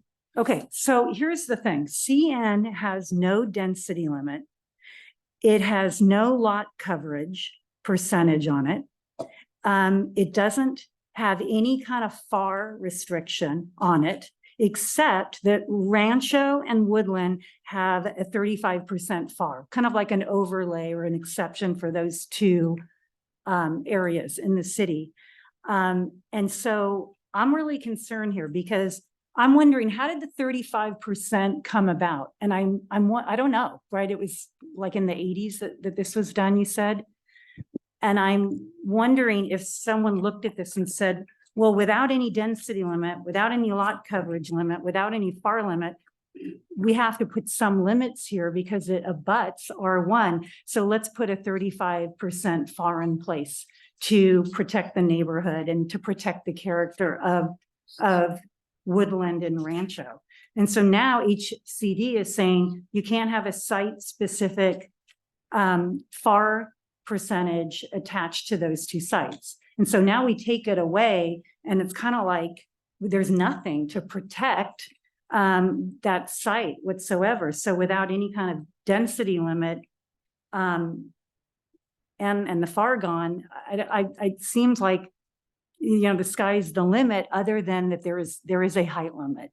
So that's really concerning. And I wonder, well, how did CN ever get like that? And I think it's because CN is stands for commercial neighborhood, right? And the sites tend to be small in downtown areas or in, I'm thinking Loyola, the sites are small. And so the site itself kind of limits how much development can be. And so the height and the size of the lot is really what's limiting kind of the intensity. But you don't have that with Rancho and Woodland because those two sites are quite big, right? They're shopping centers. They're old, like, it's the old shopping center with the surface parking. It's really unique. And so, you take out, that FAR and I mean, I don't know, it seems like you could build so much there. It would be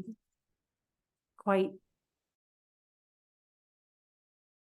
wasn't really a question, it was just a comment, but Maris asked a question earlier of Director Zorns about there being a way for us to put something specific in place for Rancho, like specific development guidelines. So can you explain how that would work? Something as involved as that would have to be at the direction of the city council, as zoning code text amendments are initiated by virtue of council action and then directed towards the planning commission for development. So that's one of the reasons why I covered the objective design standards, is the city went through the very rigorous process of developing those standards already. So in addition, though, is that you can't build 100% on a lot, depending on the way that the property is oriented, unless you essentially have a street in front of you and an alleyway behind you. There is not a public alleyway for the Rancho Shopping Center, and Foothill Expressway is never going to change its main kind of thoroughfare designation under the circulation element. So the requirement is that for the rear yard setback at bare minimum has to be under the code is 20 feet from the rear of the property.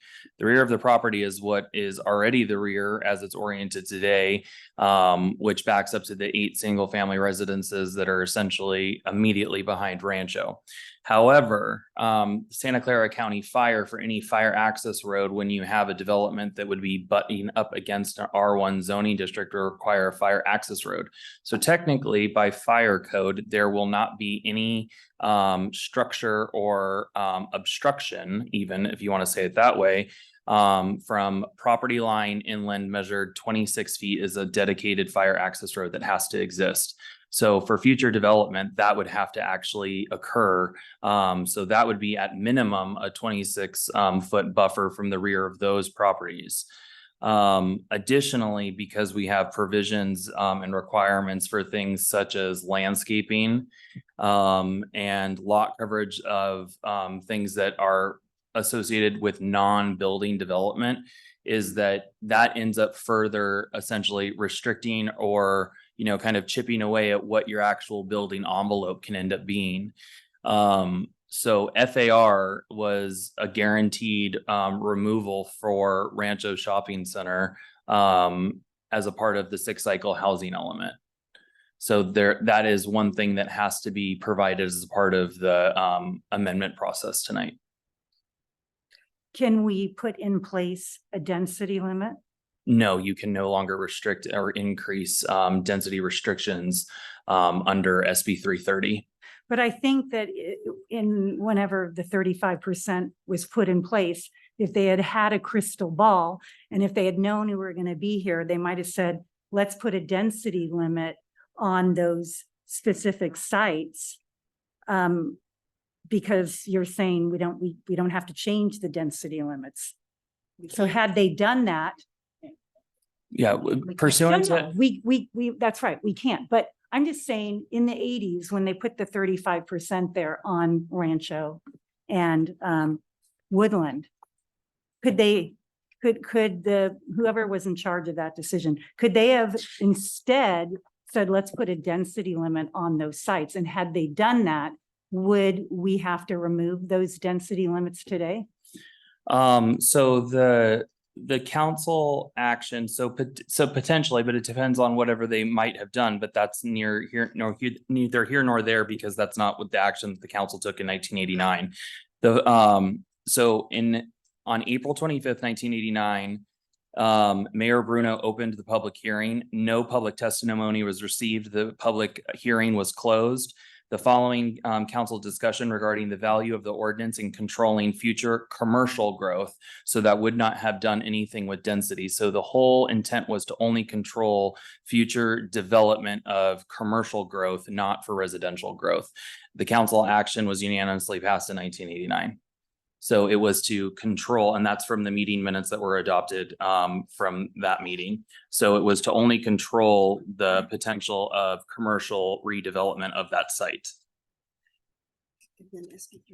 Yeah, and then and the city attorney is reminding me is SB 330, which is the Housing Crisis Act of 2019, further compounded where you are not allowed to modify density limits by reduction of the allowed density without making any potential, you'd have to make an immediate swap in any potential area.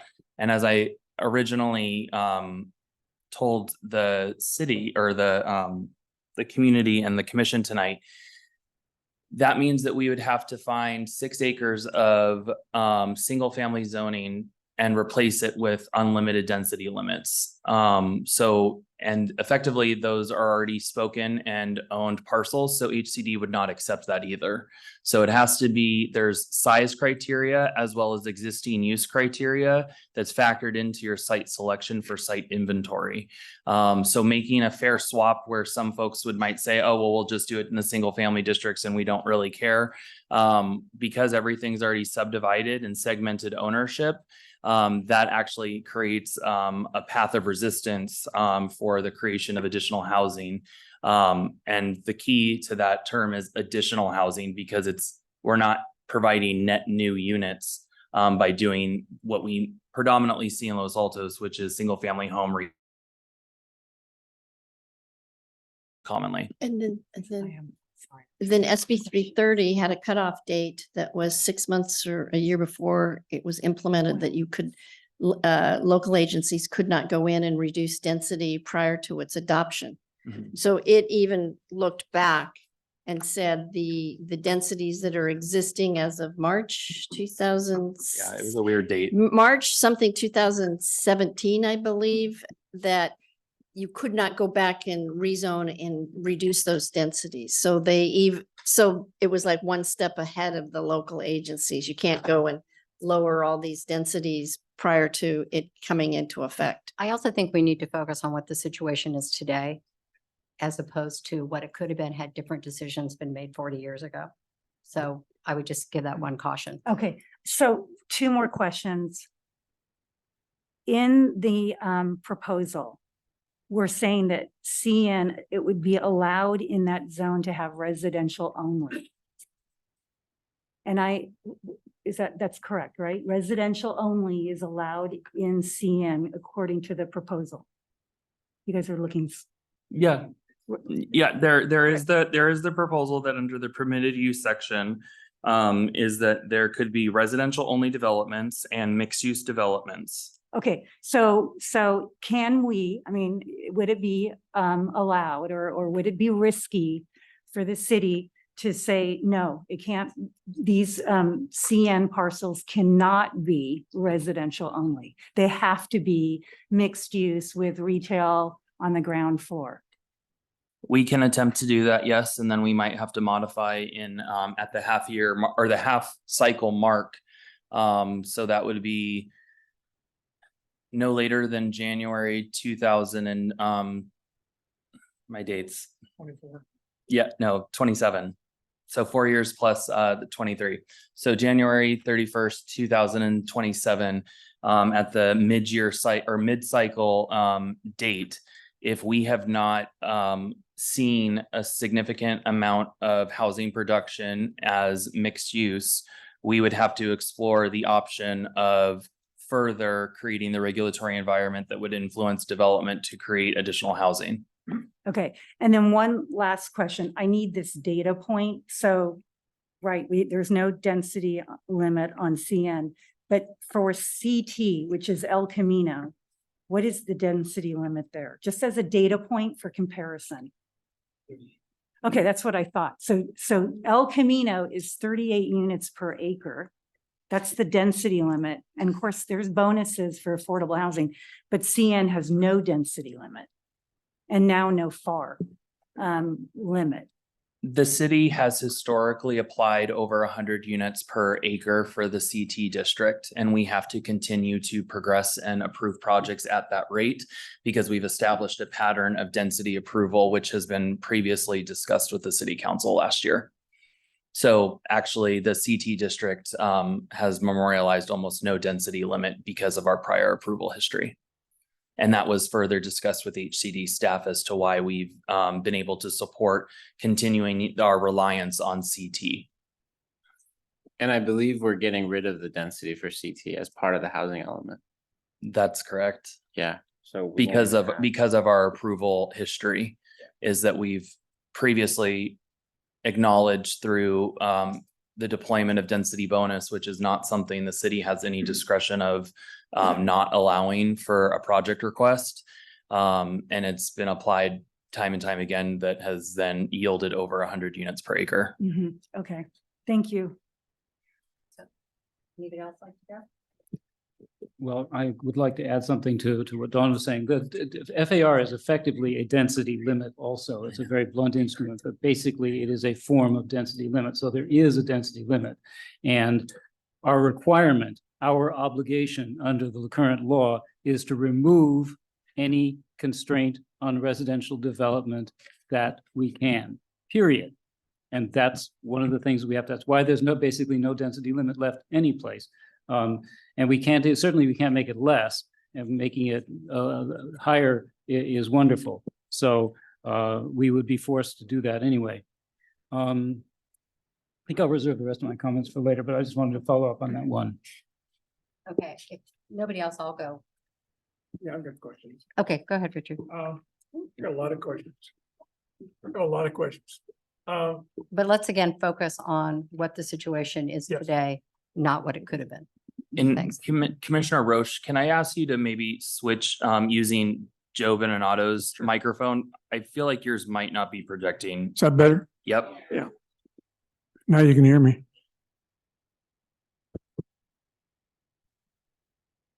First of all, I like what Kate's idea. I can say this, the mixed use concept, because as it is now with residential and commercial, if you have no limit, you're restricted with residential, they're going to build 82 units or whatever they can build. And if they include some low income housing, they're going to build more. problem with residential, as I see it, among other things, is you notice you have a 20-foot setback.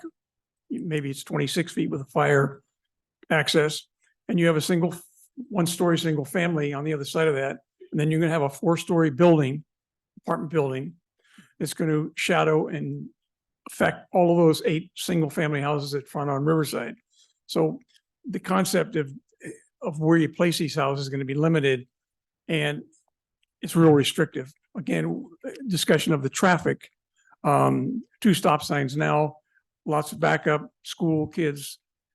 I'd like to see the existing use would be ideal. A mixed use, as Kate brings up, offers an increasingly better option, where you would have the shopping center as where we go and get our groceries, and there's a restaurant and stores, as well as being able to, if there was housing there on the 2nd, 3rd floor, would be more palatable. I don't know if we can do anything with height.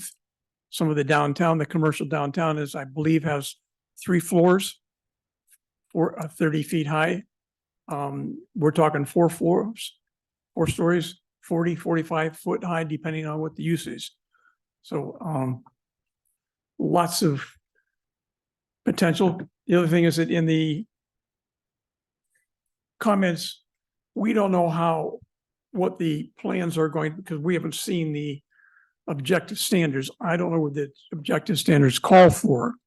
We have a waiting period between now and December 24th. If we reject this specific item, then you have until December 24 or January 24 to implement the new standards for mixed use. We don't know what those mixed uses is going to entail. I'd like to know more about that. So that would be ideal, why the mixed use, as Kate mentions, would be.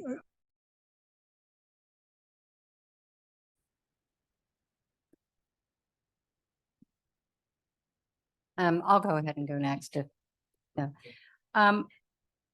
this is a hard one.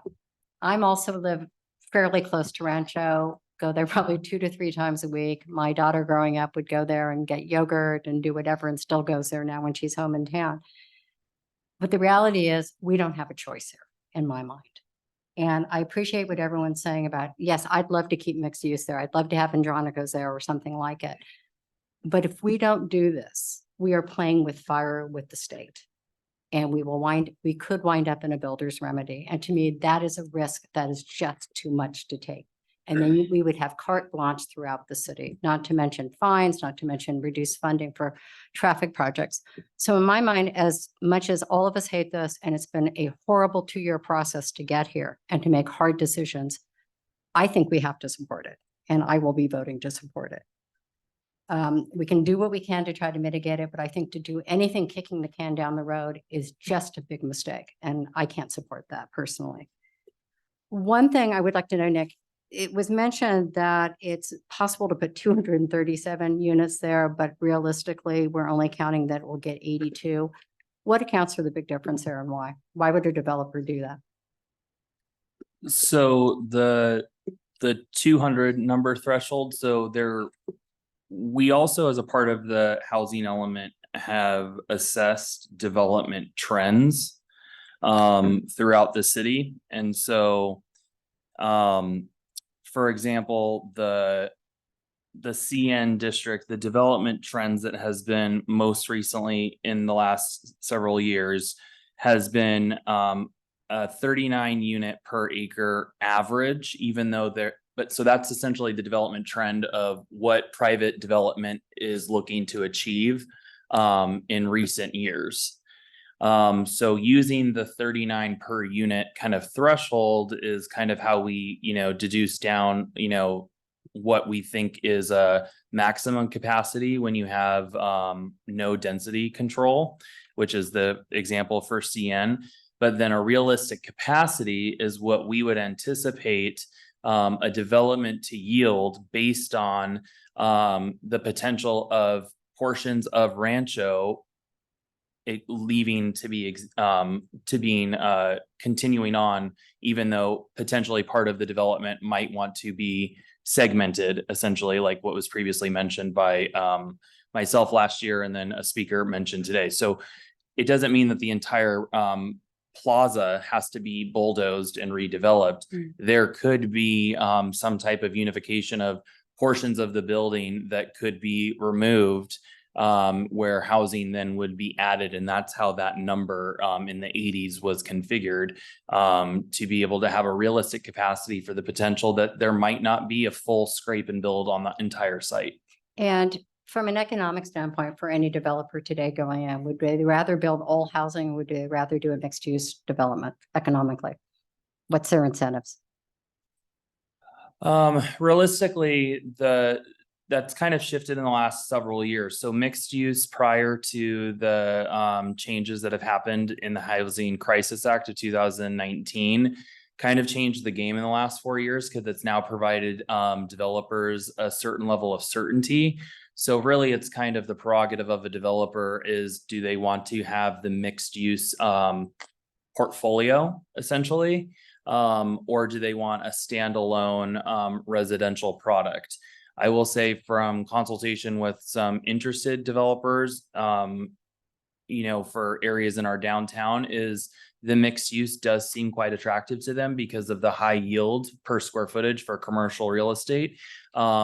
While though there is then the ongoing constant revenue stream from the residential, because there's oftentimes in commercial real estate, the break in the chain of the flux of funds. So we have been relayed from our, obviously folks in the development world. So again, it ends up being their prerogative, but the Housing Crisis Act of 2019 has provided a certain level of certainty, where the Housing Accountability Act left off for just housing, where now it's the blend of the mixed use product type, which was reinforced, which is a 2/3 split. So a mixed use development as defined by state law is 1/3 of the total square footage is for commercial and 2/3 is for the residential. And then that qualifies under what we commonly just quickly say the HAA, or the Housing Accountability Act, and then all of the provisions that build upon it from the Housing Crisis Act. So that's the level of certainty that they're looking for. Okay, thank you. Those are my comments. So Okay. So I was on the commission during the design guidelines, objective design guidelines, as well as the housing element, the entire process. So I thought this was kind of a slam dunk tonight. So I think that if residents are concerned about adding residential to Rancho, it's not really something that I can get behind, just because it kind of goes against everything that we've been doing for the last few years. And I think also it's something that can be done regardless of the housing element. A developer could have put residential right now, or mixed use. There's nothing stopping someone from doing that right now, regardless of what we pass tonight. So if it's a question of adding housing to Rancho, I'm not gonna, get rid of that. But I do think that what some of the residents have brought up, certain things like requiring an environmental review, requiring a traffic analysis, setback from the creek and single family residential, all of that, if a developer were to propose a project, that would be done. That is not something that would not be done. That would be done 100%. I do think that some of the things that were brought up tonight, such as limiting car entrances and exits on Foothill, requiring a majority of commercial space on the ground floor, a plan to keep certain stores open during the construction process so that the neighborhood can still access these essential places. I think those are important. And I think that some of those things could be brought to city council so that we can have those implemented before a project is ever conceived, which may never happen. But I think it's good to prepare maybe a few bullet points for Rancho specifically. So I think if that's an option for us to potentially have a study session this year to kind of go over certain things, not everything that was brought up, because like I said, certain things that were brought up are already going to happen. You're going to have an environmental review. You're going to have a huge traffic analysis. You're going to have a big setback from single family residential. So all of those concerns are already going to happen. So, but I do think that it's in our best interest to have a couple of items that were brought up tonight and not decided tonight, but to mention that to the city council so that they can plan a study session with the commission and that we can listen to these concerns before a project is ever proposed. So that would be my comments on that. But I do think that everything that is being proposed tonight should be passed because, like I said, it's been almost 2 years that this has been on the agenda and we're just implementing now. There's no discussion tonight. We just have to implement what has been passed. So that's it.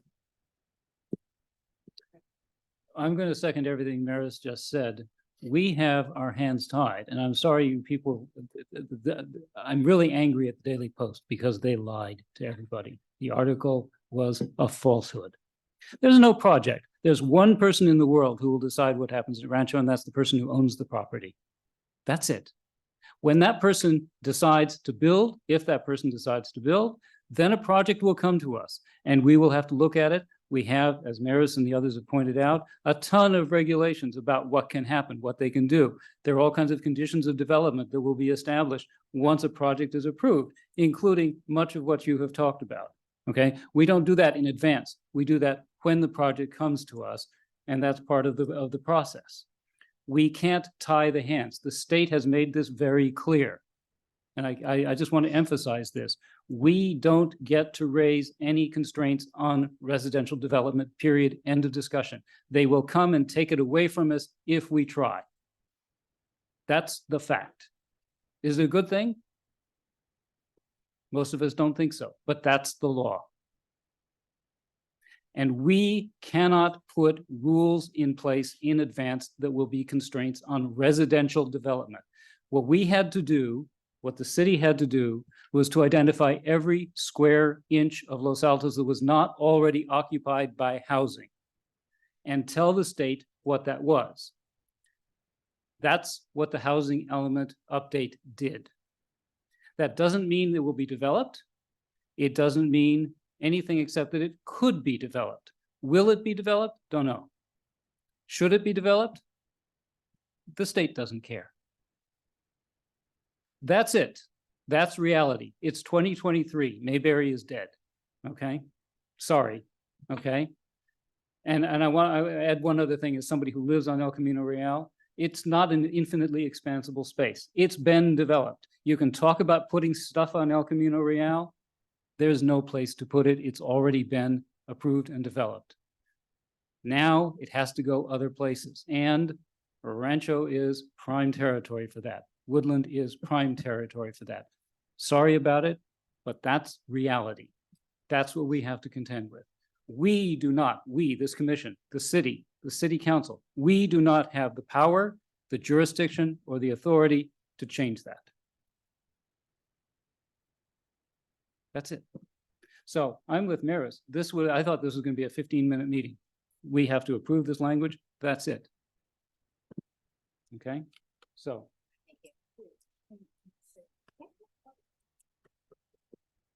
Okay, so I mean, there's a lot of, I think you guys have made good points, but so the state has mandated that we reinvent ourselves and we have to change the zoning codes to match. Commissioner Disney, can you use your microphone more closely? We have to change the zoning to match the programs that are in the approved housing element.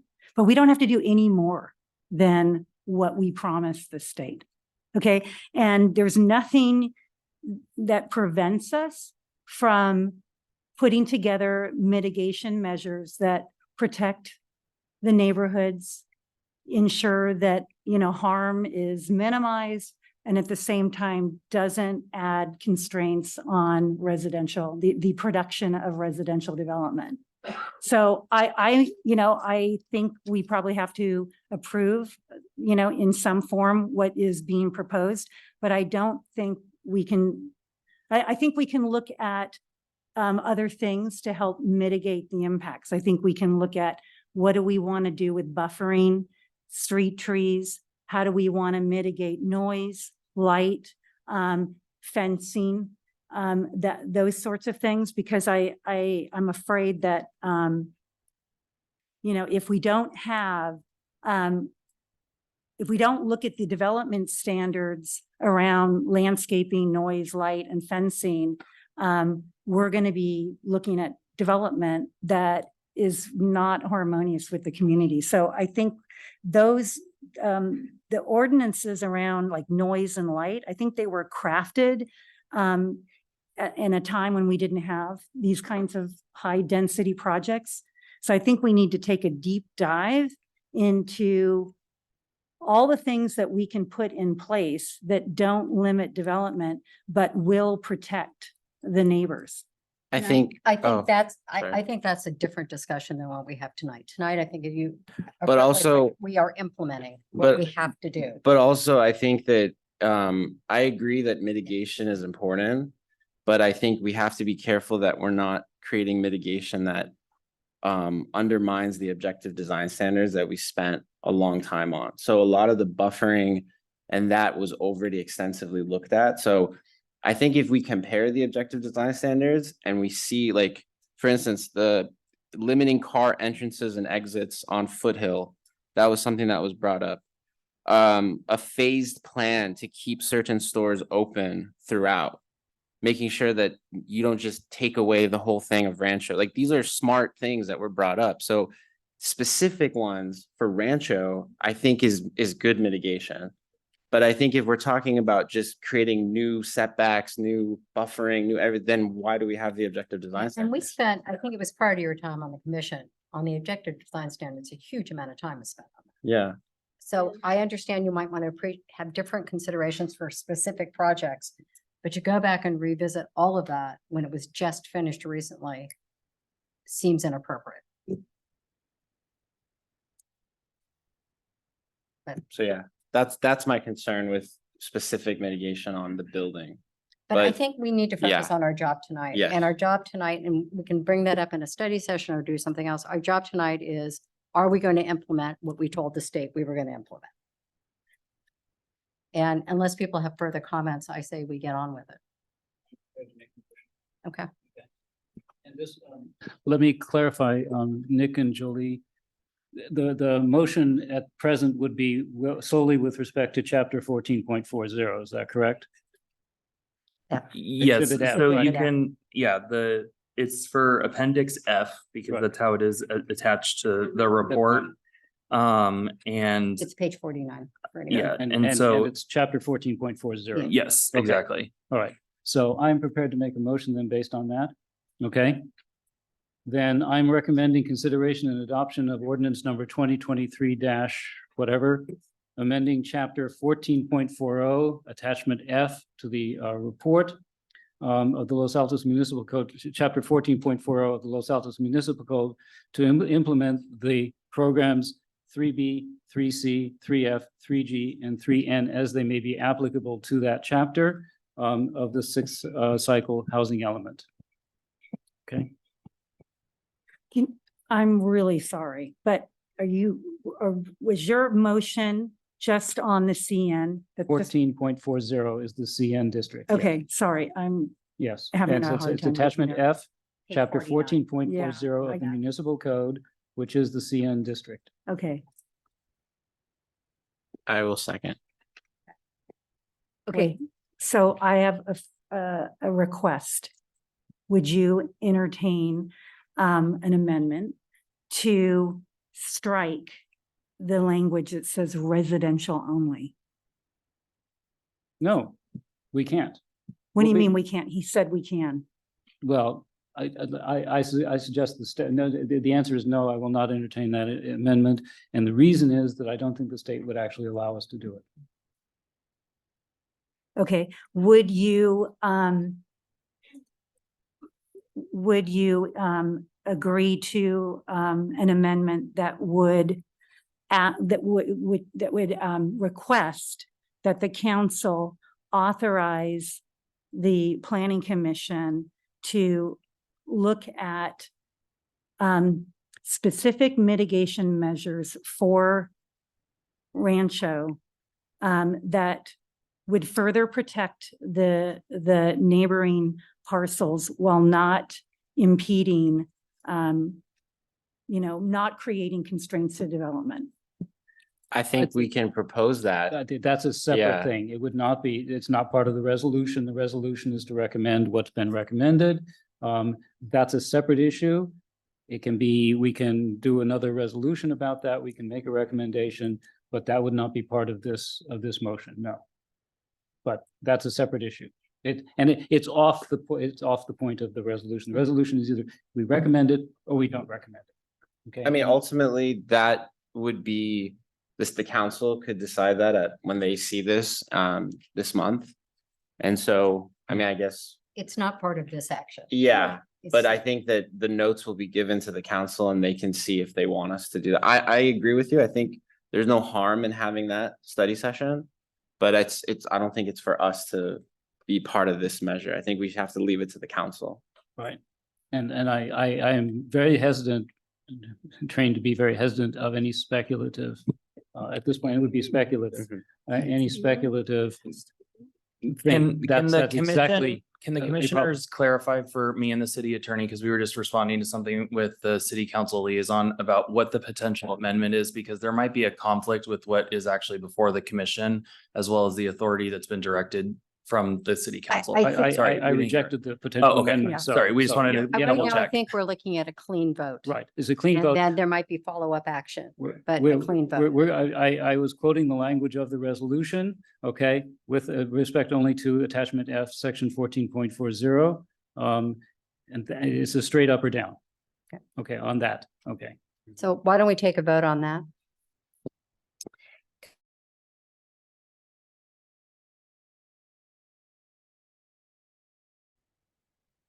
Well, I want to vote no.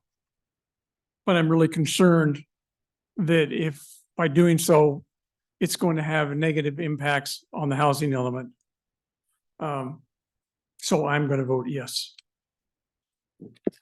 Commissioner Steinle. Yes. Commissioner Ahi. Yes. And finally, Commissioner Mensinger. Yes. Okay. Okay, Vote passes.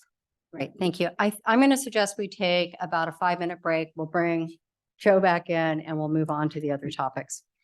Okay. So let's reconvene at, by this clock, 9:15.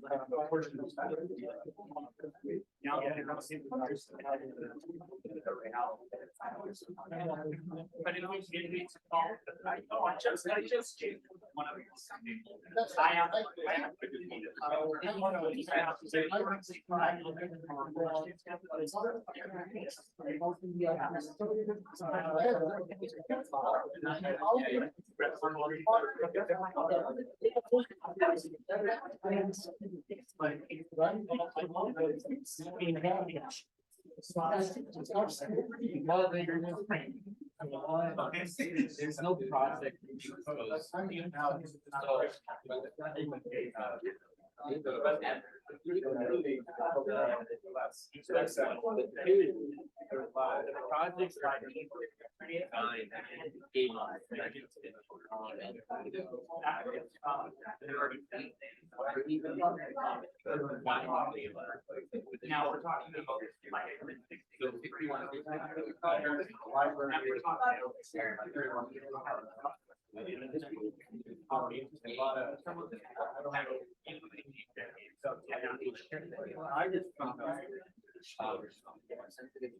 Yeah. So if the project I walk.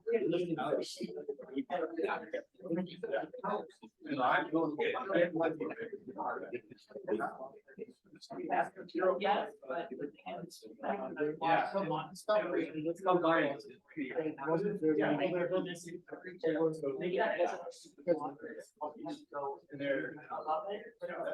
I'd like to. No, this is.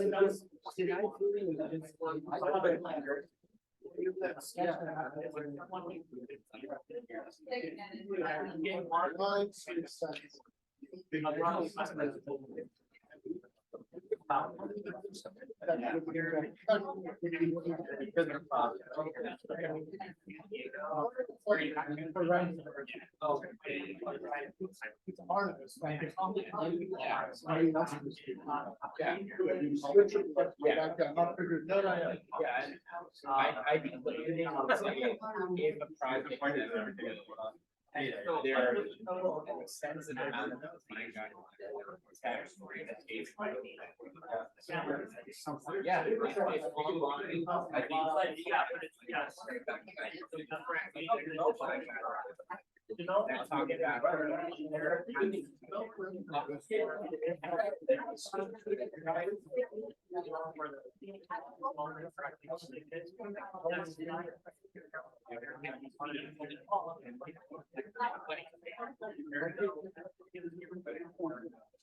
Well, it's potentially gonna be that is our project.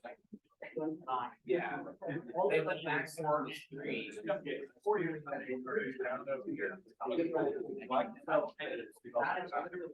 Right now, you're.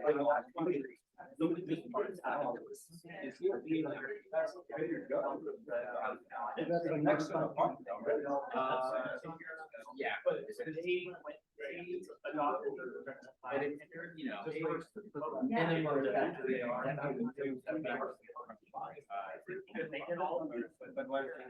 Yeah, I know, but whatever.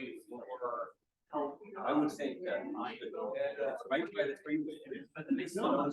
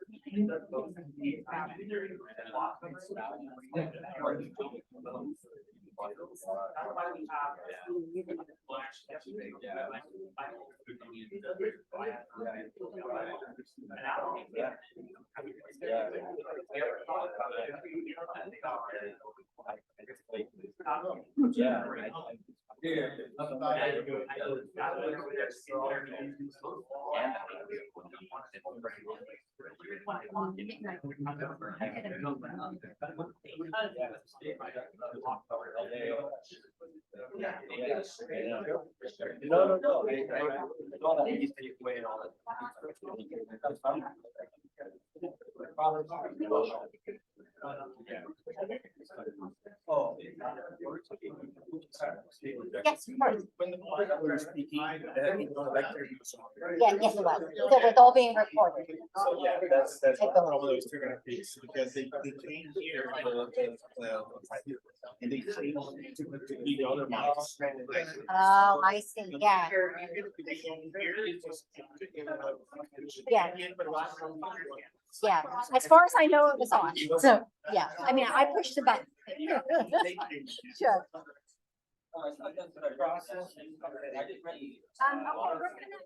Everyone, can we reconvene 9:15? Joe? Sorry, I gotta go, yeah. Kate? Oh, I don't know. I forget myself. Come on, Kate, stop now. Is that me or somebody else? Okay. So what was the vote? We voted on 14, 20, 14, 20.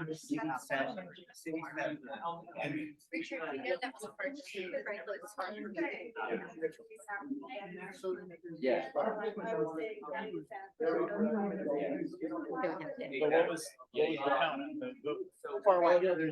Okay. We're calling the meeting back to order, so if Voted against. we could clear, let people get back to work. Because it should not be allowing residential. It should have mixed use. Okay, could everyone who's not a commissioner, please go take a seat? Eric. Okay, sorry. Calling the meeting back. Chair, can I actually have 2 more minutes because I've been answering questions? I need to use the restroom still. Sorry. Okay, you get 2 more minutes if you have talking. Kate, I know this is hard for you. It's hard for all of us, but. Well, we can do better. I wanted to vote yes. I really did. And I'm like, you know what, but we can do better and we're not. We're doing, Do you know how much work went into the objective standards? Years of work. I don't think the objective standards are, Like the one. Right, but I'm not criticizing the objective standards, the diagrams. I'm just saying we can do better. We could have said has to be mixed use, no residential only. That's terrible. Commercial neighborhood is commercial. Hear an It's echo. Even in the name. Yeah, no. We're saying it doesn't have to be commercial anymore. So, I mean, we way to encourage housing. well, but this will encourage housing, but it'll also ensure that Like- there is some commercial. I live a few blocks of Rancho. I love Rancho. I really do want to maintain it. I wish nothing there would have to change, but it's just. not the world.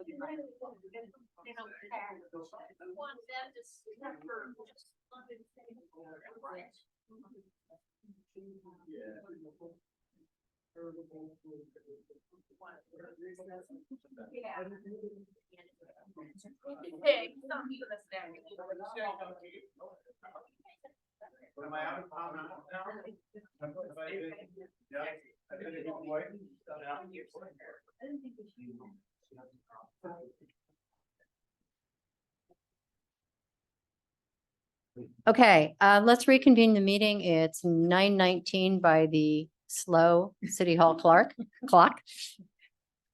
Okay, we're moving on. We are at full strength again. And Nick, do you have one you want to do next? How do you want to handle it? Sorry. Jolie, this is why we don't sit together at city council. So I guess temperature check, is there any specific appendix though that any of the 6 commissioners have like a lot of thought or requested things that they're gonna want to discuss a little bit more in depth? Because I know some of them are pretty straightforward But I do know that there might be some that stand out as stuff that wants in-depth discussion specific to certain districts as a whole. I have a couple questions, but I wouldn't say they're in depth. I'm prepared to make a motion. Okay, my quick question. I have a question about R3 zone, but whenever you want to Okay, take it. I have one on multifamily R3 as well. My quick question is, why are you eliminating the landscaping requirement? What is the question? Why are you eliminating the landscaping requirement? If I read this right? For which? district? R3. Hold on, find my note here. I think it was R3. That way, No, there was no. something, it was R3-5. Yeah. landscaping is- I was just curious why that was. So R3, is it R3-1 that you're talking about? I think. There's a lot of Yeah, sorry, R3s. it's code 1418.080.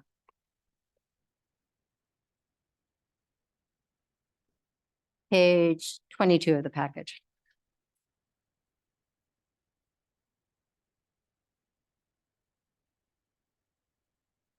You're referring to subsection 070 and the side yards? Oh, wait, well, actually 080, but. Okay. So the 5 foot abutting the rear property line shall be landscaped according to the plan approved by the building and planning department and shall be permanently maintained by the property owner. So just by virtue of the fact that it said building and planning department, and then also shall be maintained by the property owner. So anything that's private property is, in the city of Los Altos for maintenance wise is required to be maintained pursuant to, the property maintenance section and code. The landscape, specifically the buffering requirements, that's something that is actually handled in different portions of the code. Ever since we adopted like the MWELO requirements for actual provisions for landscaping. So this is just an old standalone portion of individual side yard and rear yard setbacks that before the city ever had any standalone blanket landscaping requirements. So it's a cleanup. Yeah. Okay, thank you.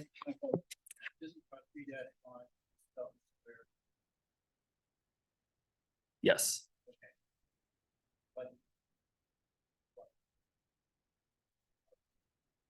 Yeah, so the way that HCD required for this specific program was modify standards in R3 zoning districts. It was a blanket requirement for all R3 zones because there's so many segmented, I mean, I think it's 3 or 4 different R3 zones that it's just, there are little tweaks here and there about what's a different requirement. A lot of times that's what, from looking at the history of R3 is they almost could have been as standalone PUDs actually, by the way that they were very small sections of it changed specific to each individual development pattern that wanted to occur. Rather though we increased or included it in the code as a standalone zoning ordinance versus a PUD.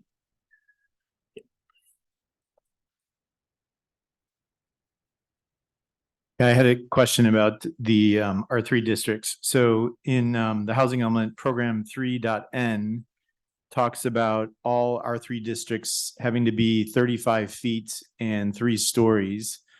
And as I went through the edits, that was true for the R3-4.5, but for many of the other ones, it was 36 feet and 3 stories instead of 35. And I did, Director Zorns and I communicated about this earlier. I did go back and check program 3.b of the housing element, which references 36 feet and 3 stories, but that was for Main and State Street, which is an R3. So should they all be 35 feet or should they be 36 feet or random, whatever makes sense for an individual zone? So I hate to say this, but I am not the only person subject to error, and neither is HCD. And I do believe that they erroneously probably missed this one section because they required us to change the 35 foot to 36 foot as a part of the requirement that was originally proposed for the downtown building height ones. Right. That's included in 3B. Right. So my actual intent was to actually allow it to be 36 feet, because that's what is allowed in 3B. In order to allow for the 36-foot height limit for the 3 stories, in order just for easier application throughout the code. Okay, so they should be 36, and then one exception to that was R3-1, which was specified at 40 feet and 4 stories. So again, program 3N talks about all R3 districts. So is R3-1 a special case?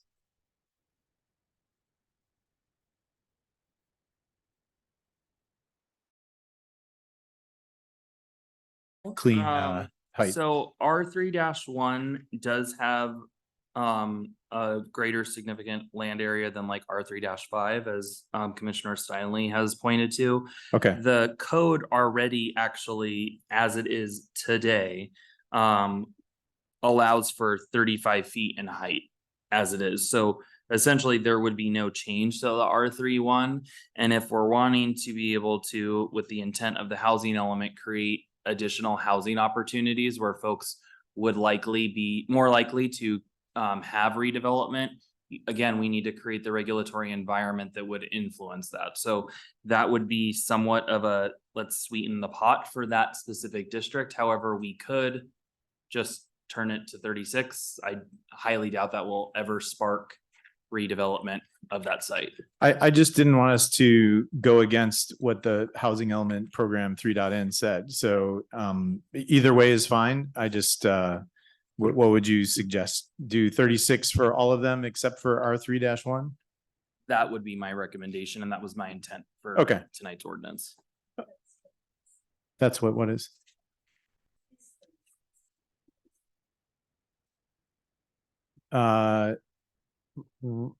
Yes, except the housing element says 35 feet. So it was just, I think it was a typo with the 35 feet. So I think we're good. My last question is about the large daycare, which is 14.80.060G. I'll give you a second to find that, Director So Zornes. that, if you want to finish your statement, there's actually state law that the city attorney will speak to. Oh, okay. Specific about large family daycares. Yeah, they changed the rule that we can't require use permits. I can look it up. Okay, I just, it was striking the language of the list of things that required conditional use permits. And a resident had brought that up in one of the letters to the commission, and it wasn't clear to me why we were striking that, but it's state law we're adhering to. Okay. Yeah, the numbers just grew and grew, 6 or fewer, 8 or fewer, 12 or fewer, and then they just got rid of it. So it's now a state license. Yeah. Okay. It's a state license and it's considered a protected group pursuant to state law. So that's why now local jurisdictions do not have regulating authority over those specific uses. I just wanted our residents to know we do read the letters that they send in, all of them, and the phone calls and the text messages and the stopping us on the street. So we do pay attention to that stuff. That's all my questions. Thank you. See if this works now. Little confusion in my appendix E for R3-1. It says it has a maximum of 40 feet of height and 4 stories. That's the proposed change, Commissioner. Okay, thank you. Sorry. I have a question. Earlier this evening, you said we're not changing any densities. For R3 4.5, the density is 9.7 dwelling units per acre. And the current zoning says that the site area may be 9,000 square feet. And you can have two dwelling units on that, which I think gives you the 9.7 dwelling units per acre. So if you change that to the site area shall be 7,000 square feet, and you can put 2 dwelling units on a 7,000 square foot lot, then your density changes to 12.44 dwelling units per acre, which is a 28% increase. So why is that something that the staff proposed? So we don't have to, we don't actually have to change the maximum or the density requirements, if we have essentially the change in the lot area. So sorry, I started hearing the ringing. So it's something that we have other programs that have been built in. That's why we're folding in the 5 programs, because we're going to be touching all of these chapters of the ordinance. But specifically and you were saying about, I'm sorry, the R3 4.5, right? That's Right. which one you were talking about. So there's the 2 family dwelling units with not more than 1 family per of 9,000 square feet, and then a minimum of the 9,000. Then it talks about site area. So it's just considered another kind of potential limitation on the creation of additional housing. So it's something that was factored in, is that we have these lot sizes or site area sizes, so it's interchangeable, that could warrant a reduction further in that was talked about in the housing element. And so that's why it was included as a part of tonight's ordinance change. Okay, but So- it is a change to the density. I mean, effectively, it's a change to the density, and it's not something we have to do. It's just something that got proposed. It's not, I didn't see any goal in the housing element that would require that we do this.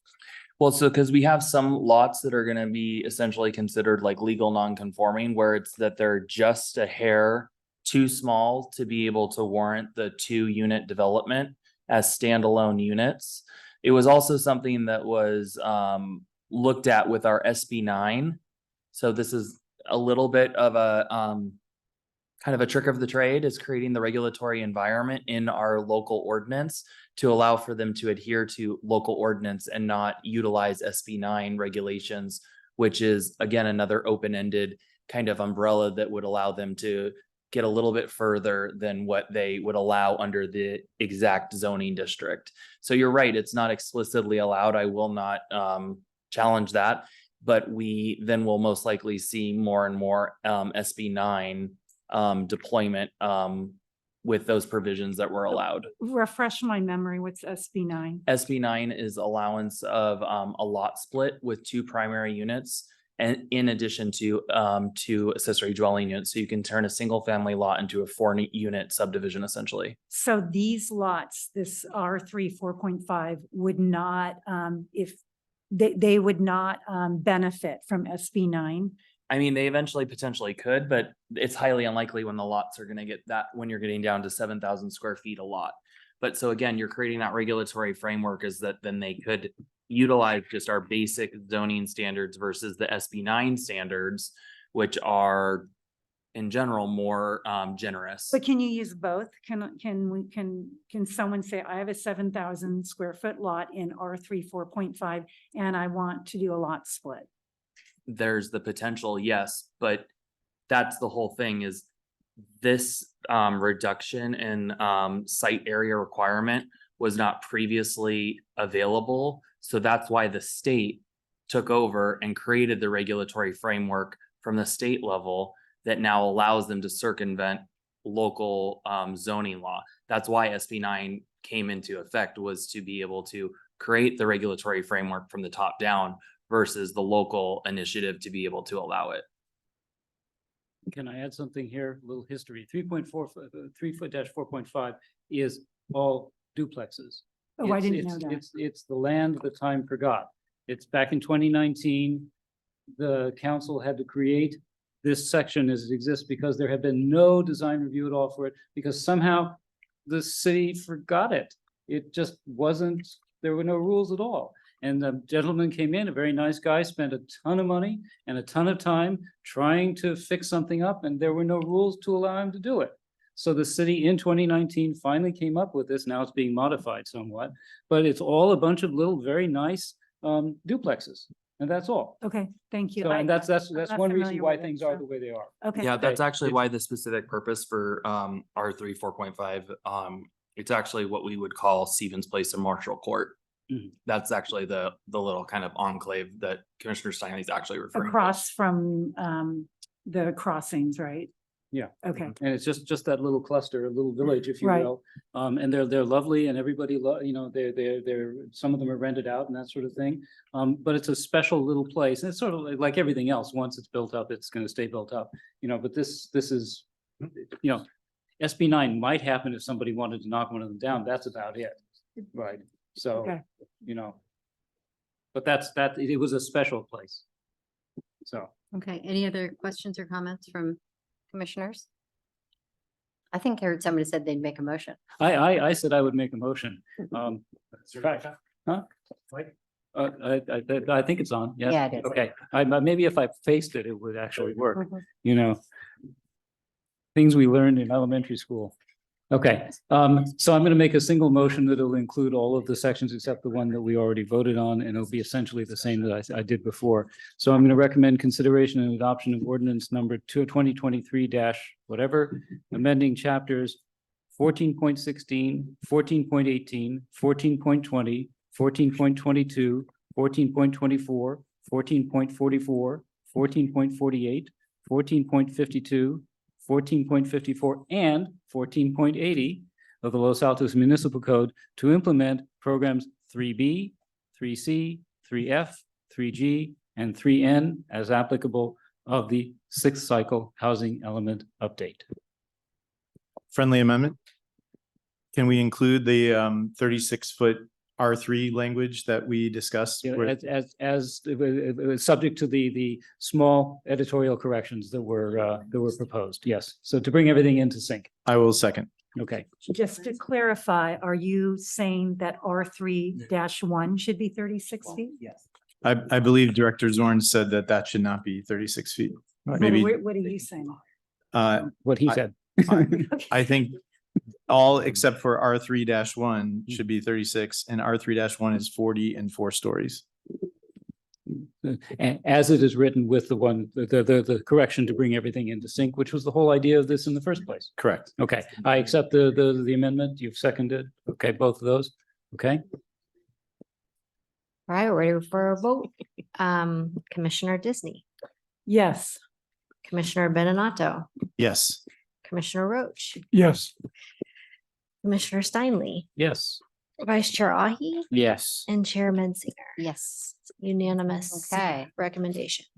thank you. We are done with that public hearing now. Any commissioner reports or comments?